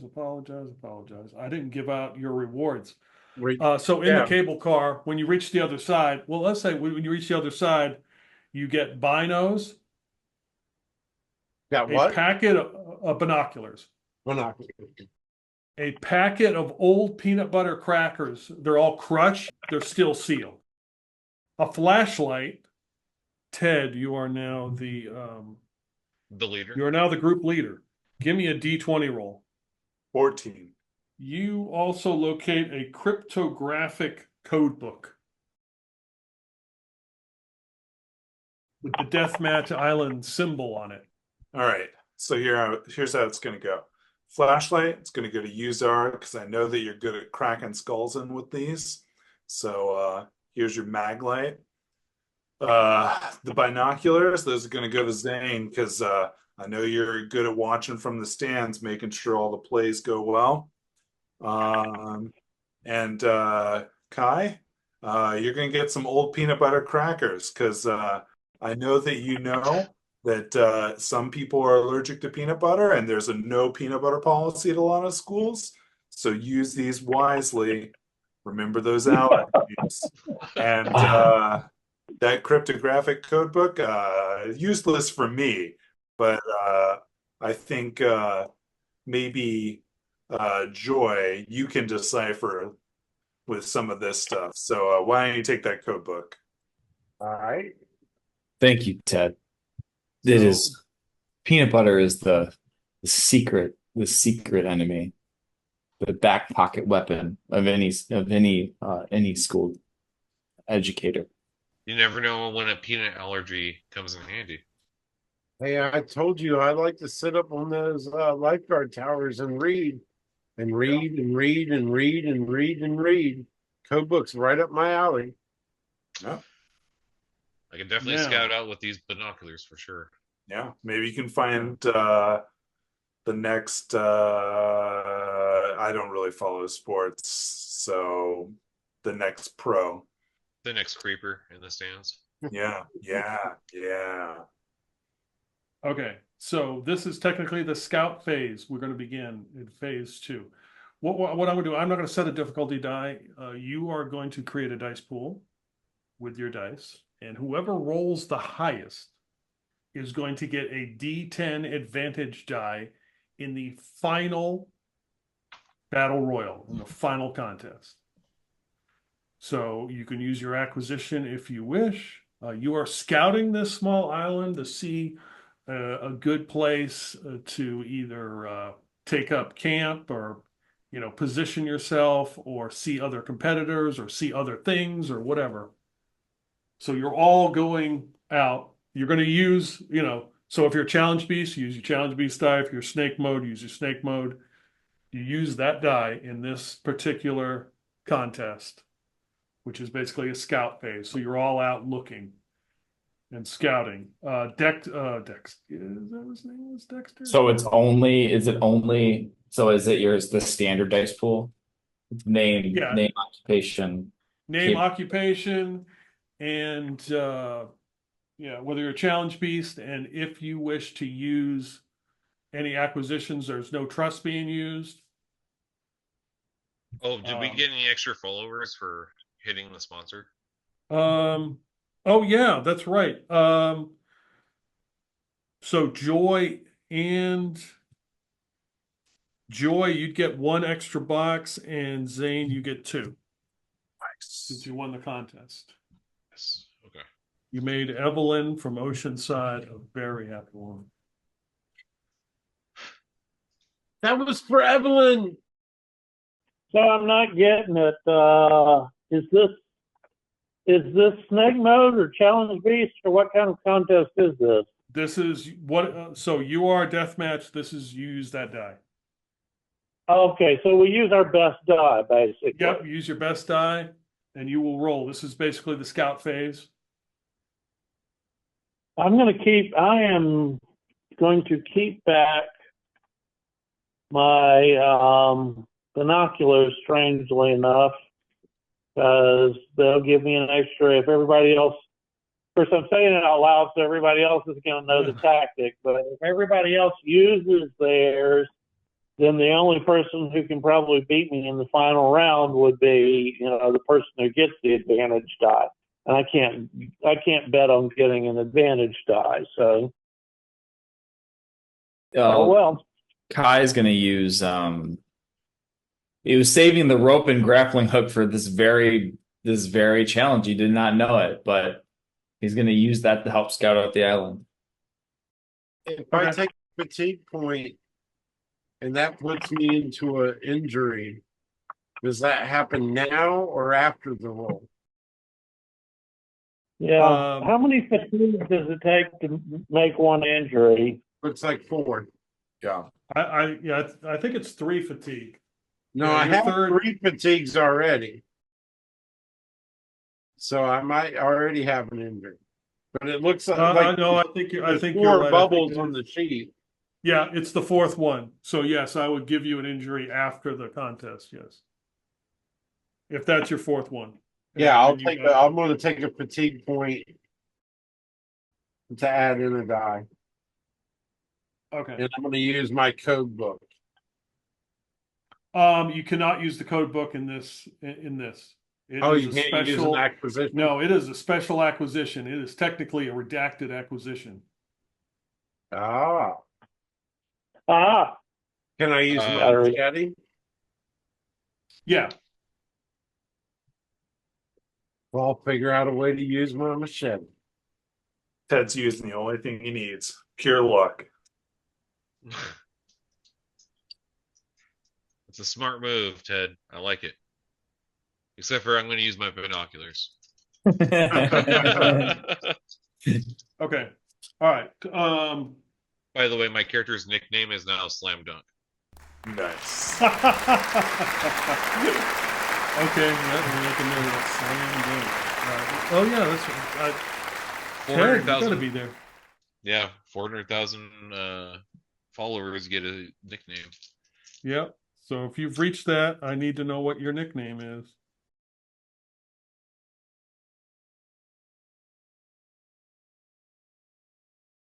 You don't have to decide right this second, but yeah, we don't. Slam dunk.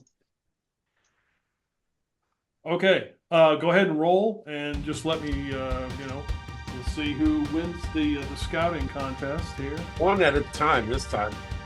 Okay, that's fine. I don't care. How do you want to go? 5, 6, Holy shit. 4, 5, 6. 7. Where'd that go? I'm on 4. 3. So 7, 6, and 3. 16. All right. I've gotten 2 7s and an 8 off that D8 tonight. Okay. Who's next? Got an 11. You got an 11? Okay, so right now we've got Joy's got 16. Zara's got a 13. Head's got a 13.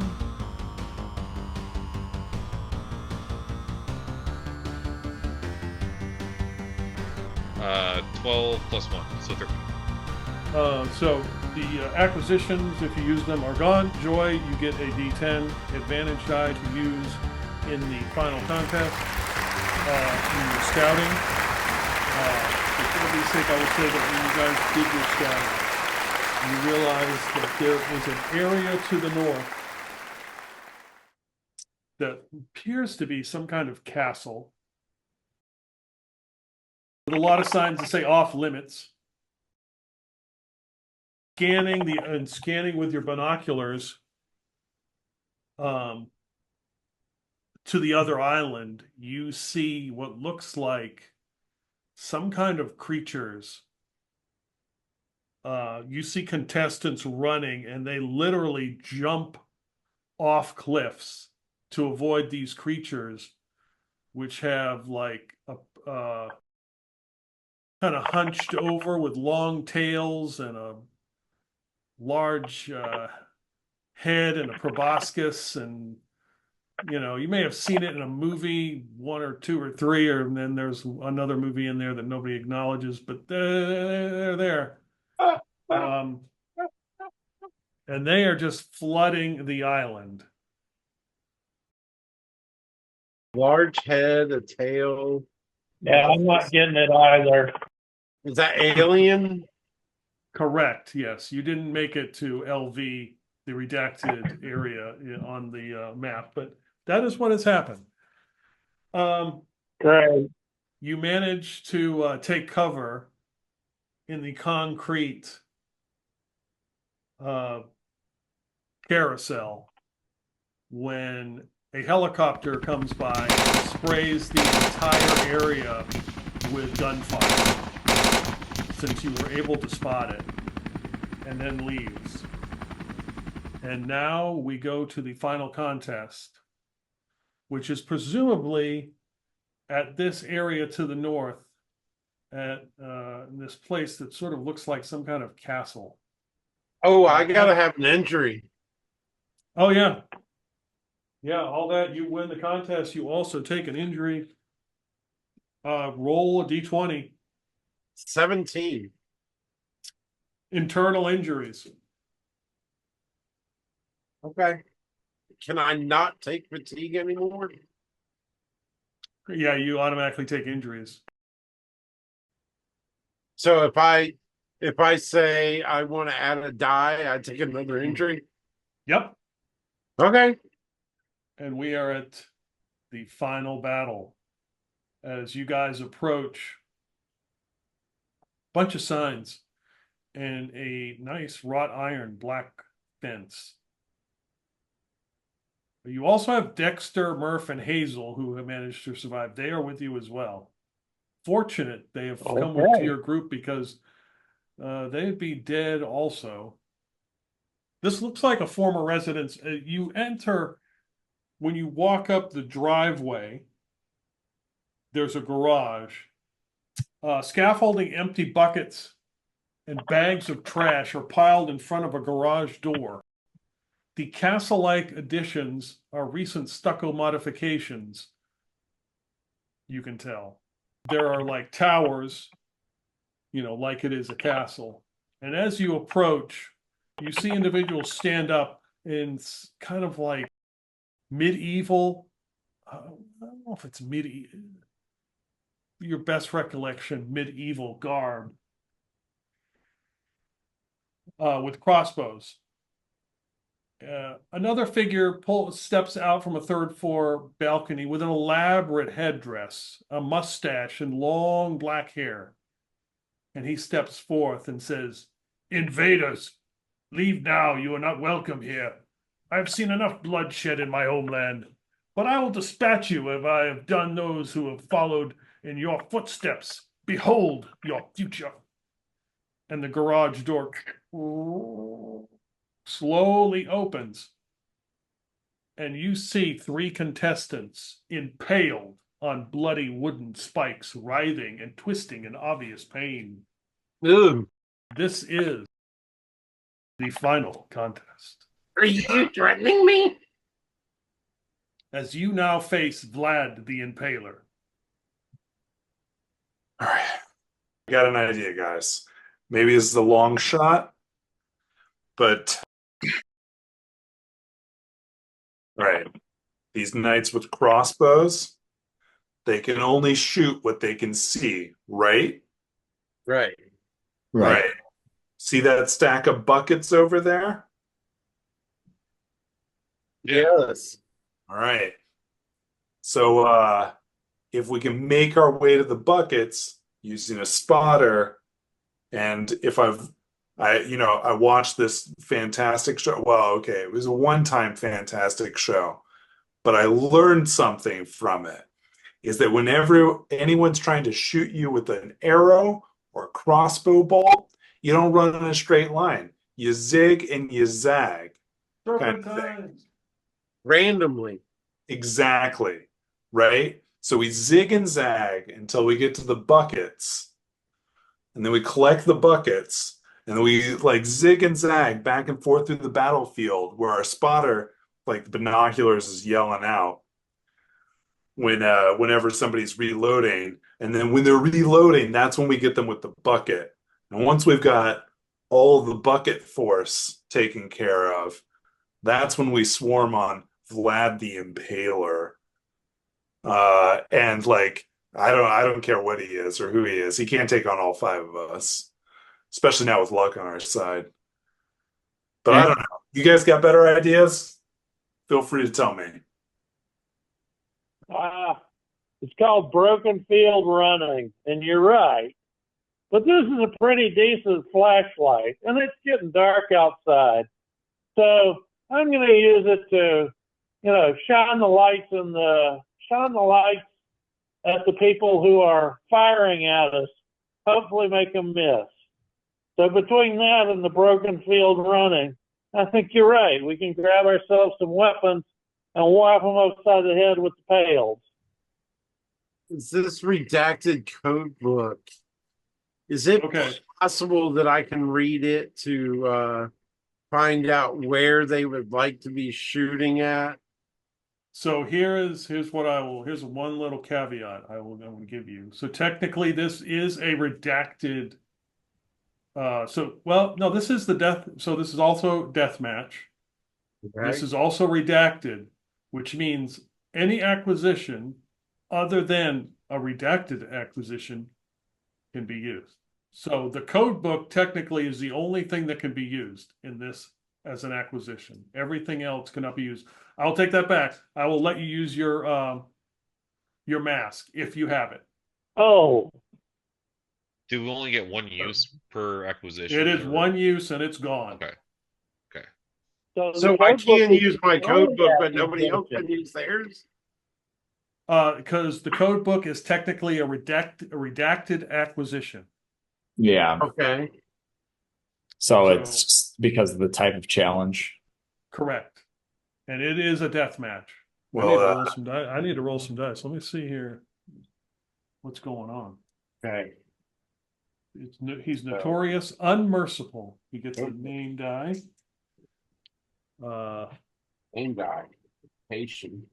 Watch me roll like shit. I'm dead. Oh well. That's a bitch. I saved my acquisition for the last roll, and no, can't use it. Damn. Right, I was saving my acquisition for the last time and couldn't use my code book, but I was lucky I had another acquisition. Yeah. Might be But a I'm good going thing to though. still be able to call in my trust in God. Okay. Yes, because technically, if you have trust with somebody whose name die now has increased, you can use that name die. Has Oh, you Kai's can use die the increase? increase name die. Yeah, Yeah, once you Damn. have 400,000 followers, yeah, it's a yeah. D8. You can call on Slam Dunk if you got trust with Zane, aka Slam Dunk. You can use that name die. Kai, what's I- your name die? A 6 or an 8? It's a 6. Okay, I'll take it. 6, a 10. I got that.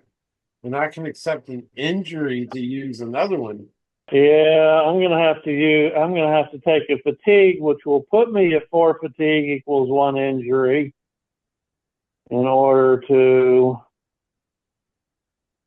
use another die. Damn it. Not looking good. Let's see. So name went up.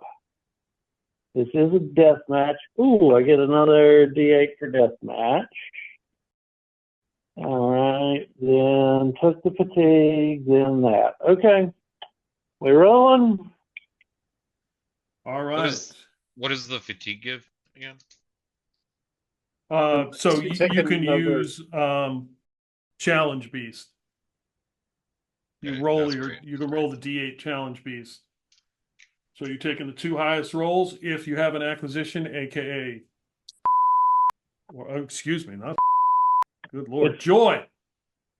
You can use Joy. that. You also have a D10 advantage die as well. Praise It's I pretty have much not forgotten. it's up to Joy. It's up to Joy how she's going to handle this. I got 4 D6s, a D8, a 10, and a 4. And I'm taking Deathmatch and Challenge Beast. And I'm gonna have to accept an injury afterwards to use all those. Let's see here. But the injury doesn't come until afterwards. Let me check one thing. I don't know how many injuries you need before you die. I've got one. Well, second I injury. mean, the track has a total of 6. Yeah, well, it's 3 fatigue and then 3 injuries. Oh, Oh, I see. Oh, like 3 total injuries? Yeah. I see why there's tick marks in there now. Yeah. Yeah, like if 2 injuries is gonna kill me, I won't do it. Because that won't make sense to win all that money if I'm dead. Here's what I'm Unless going to say. You're going to take, you will, if you take an injury, as long as one person passes the contest, they would be able to heal or be able to take care of your wound, whatever it is. So it's up to another competitor. If another competitor makes it, then they will be able to take care of you, because I think technically 3 injuries would die, but If 3 injuries you die, I only have the 1. no, Did you you've get got an one? Oh open no, wound 2. and 2, the open wound. Oh. 3 injuries, you die. Okay, I can't take an injury then. Yeah. Okay. That's fair. I got your back, Joy. all right, so let's roll some dice. Let's see what happens in the final. I'm going to put my faith in Slam Dunk here. He's been coaching basketball for a long time, so I'm going to watch his moves on the field. I'm going to try and replicate them. I'm taking a fatigue to add my snake mode die. Now wait a minute. I'm smelling a cheat. Is this a contest where we can just hand our die to somebody else and not actually compete, or is this you have to compete in this one? Oh no, everybody has to compete in this one. Oh damn it. Okay. We're rolling a deathmatch die, right? Yep. Okay. Yeah, I'll tell you why I said damn it. Oh, I see. Worst damn roll all night. Okay, so we're rolling. Yep. Worst roll all night. Ooh. All right. Here we go. I'm gonna do one at a time. 1, 6, 6. My Oh, no. trust in Kai is a 2. My D10 is a 1. Oh man, that was not helpful. Oh, And a 1 on my D4. So 14. let's see. Here we go. Kai, let's see. Let's go. Kai 12.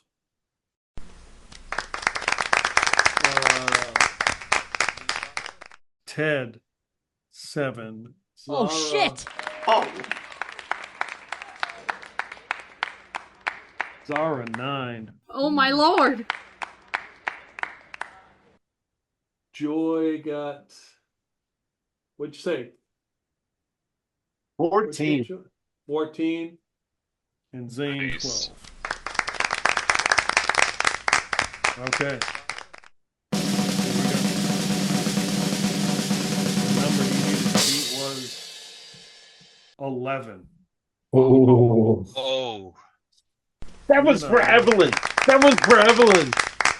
Again. The only one who had any faith in me. That was Evelyn. totally Evelyn. Let's see. Ted, give me a D20 roll. 10. You have a wounded arm. Well, I was trying to follow Slam Dunk's lead, and I got distracted, and I just started running a straight line, and I got caught a crossbow bolt.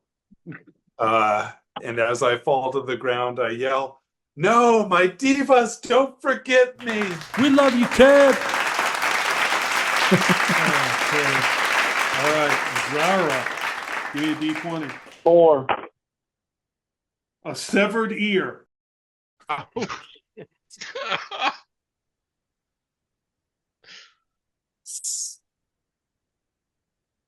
Oh, man.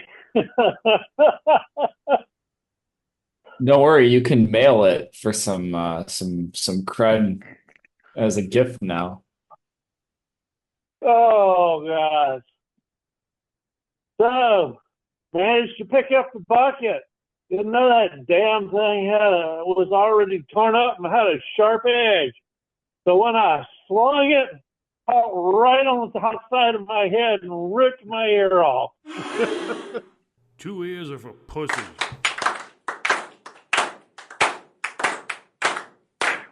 Each of you, Ted and Zara, you get check 2 boxes. Let's go to Zane. You did complete the contest. What did you do? Man, it was crazy. I was running up and screaming orders, barking orders at people, dodge left, dodge right. And next thing I know, I have this whole thing in a chokehold, waiting for Kai to make the final move. Slam dunk with the assist. That's what I'm talking about. Kai, you go ahead and check 6 boxes. Slam dunk. Kai. Kai check 6 boxes. Yep, you check 6 boxes as well. Okay. Kai was able to make it across the bucket or across the field to grab a bucket and sees Zane getting him got him in a chokehold, and Kai rips off his shirt to reveal chiseled abs and pecs. And uppercuts him, and thus breaking his jaw. Yes. You snap his jaw, and you can see his eyes kind of roll back in his head and flutter a couple times. White liquid starts to come out of his nose. Joy, you have won the contest. How do you take down Vlad the Impaler? Zane had this. Zane and Ted, they had come up with this brilliant plan. We went broken field running across the field. We got behind these buckets. I stopped. I had a minute to catch my breath. I opened up the code book, which I kept trying to read, and all of a sudden it dawned on me, Vlad the Impaler was paling everybody else because that was his weakness. So I was able to come up behind him, and right when he was vulnerable, right when he was weak, boom, another one of those stakes right through him. Down goes Vlad. Yes, and he sparks with like an electrical charge falling off the balcony and crashing onto the driveway. Some of his animatronic bits falling to the wayside. And you have successfully completed Deathmatch Island. And this will be a good place for you to rest and recuperate as you realize this is the former residence of a man named John Hammond, who apparently occupied this island some years ago. On behalf of the Contestants production and our almost live studio audience, thank you for watching. Until we meet again, remember, there are many islands, but only one deathmatch. Thank you guys for playing. I know it ran a little bit late. That's fine. But Yeah, thank you for DMing. Yeah, that was gonna blow fun. up. So Hell fun. yeah. Hell yeah. Yeah, so I did make a map that Nice. you were supposed to get at some point, but it got to the point where it was kind of pointless. My cutoff time was like 10 o'clock for phase 1, and I wanted to jump to phase 2 at like 10 or at least complete 5 contests, but we were at like the second one at 10 o'clock, and I was like, no, we need to do this. And let's see, the places you did not go. So yeah, the in the beginning, that drainage thing, that would have been a redacted contest. That was a split place you weren't supposed to go, and there was some creature in the water that if you'd gone there, you would have eaten one of the contestants. The resort was Jaws. Okay. So there was a guy who was hurt, who had slipped and fallen on the rocks, and in the water was an animatron. It was just a fin, so it technically wasn't a dangerous contest. It was the illusion of one, and there was some other contestants on the other side, and you just had to decide how you were going to traverse that. Gotcha. I thought it was. I was thinking Club Dread. That's what I was thinking too. Yeah. Yeah. The lagoon was the creature from the Black Lagoon. Right. The village was actually the werewolf. You would have ran into some contestants, like he said, that were burning it down. They said, we're going to burn this mother to the ground. Yeah. And it was like some witch or something that was in like a bell tower that was like laughing and cursing at them. There was another redacted site that would have led to a car that you could have gotten that was a Jeep Wrangler from Jurassic Park, the original movie. Nice. And then after that was LV 426, which was also a redacted site, which was a minefield, which you would have been in it and then realized it was a minefield. So anyway, so yeah, I hope you had a good time. Hope you enjoyed it. It was fun to play, something different. That was a fun game. Yeah. You guys did a great job. Yeah. I mean, I think we probably we RP'd for a while in the beginning. Like, yeah, I mean, there's not went past the 2 questions, and that was really fun. Getting in character, set the tone. Yeah. Well, the whole thing is RPing. I mean, yeah, eventually you got to roll dice, and they do decide. But the whole talk out what you did, and then talk what you planned, and then talk out what you did is a bunch of RP. Yeah. That was a great RP game. Refreshing. I love that. I love that idea. And Ted, you killed it, dude. Thanks. Oh yeah, absolutely, Wes. You nailed that. Wes, you man. nailed it, man. I had a lot of like great, quick improvised props as well, which Yes, I I yes, thought you was did. like that. fun. Yeah, that was Yeah. awesome. The Coke bottle Yeah. was just like, Oh The yeah, Coke bottle. I just Right. happened to be the, drinking Coke this the evening. butcher's Like, cleaver out of nowhere. Just yeah, Yeah, it was good. like I thought I was coming up good with something. It's a old school Dr. Pepper, and you pull out a glass Coke bottle. yeah. Hey, he was backing you Wow. up. Oh. That was freaking awesome, man. yeah, it was so good. I had so much fun. Yeah, Yeah. Man, God, that was so much fun. yeah, I had blast with that. Yeah, maybe that's something we might do again. You know, all the characters survived, and maybe we'll have to run another session of it. It was, Yeah. you know, Yeah. The fun Yeah, always continues on well, Deathmatch Island. correct. Yeah. It wasn't quite what I was expecting initially. And then once I figured out, oh, this is actually a team exercise, I was like, oh shit. We actually have to work together.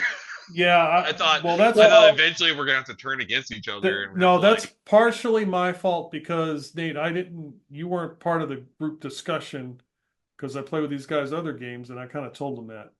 yeah. And I was like, oh Well, crap, I didn't tell Nate this. The other mechanic that we really didn't use and probably should have is have one or two people bow out and hand their character dice over for one round. I mean, because especially if you hit a hard challenge, you can have, maybe one or two people make it, or you can have a couple of people bow out and, give the other three a much better chance. I think in a long session, or if it was going like 2 or 3 sessions, maybe that would be a more. But when you're one-shotting, it's all kind of like, let's go for fucking broke here. Yeah. I completely agree. Yeah. Yeah, and then It definitely influenced my play of Joy, who while I had rolled up the motivation and stuff and then realized, oh, I shouldn't have done that. One of the other things I did was optional, was rolled up. I have no idea why I'm here, what I'm doing here, but I am excited to find out. Just on that last page. Yeah. It was an optional thing to roll up. Yeah. So I was trying to add that into the RP. Yeah. Yeah. Yeah. Heck, if we play again together, we could already have trust built up. Yeah. At this point. Yeah, I mean, the system is set up to like play multiple games. Like there's different islands, so presumably if we do play again and if it's just a regular session, then I'll actually use the pre-written adventure as opposed to me writing my own damn one. Phase 3 of tonight is just the phase 1 of the overall game. Yeah. Wow. You're able to heal like Awesome. a fatigue or an injury as you move on to the next island and stuff like that. So, Cool. Gotcha. If you so choose. No. all right, guys. All right. Well, Have a great night. Have a good I night. appreciate it. Take care. Excellent Have a Halloween. good guys. Happy Thanks for holiday. running, Pete. Hey, Yeah, no thanks, problem. man.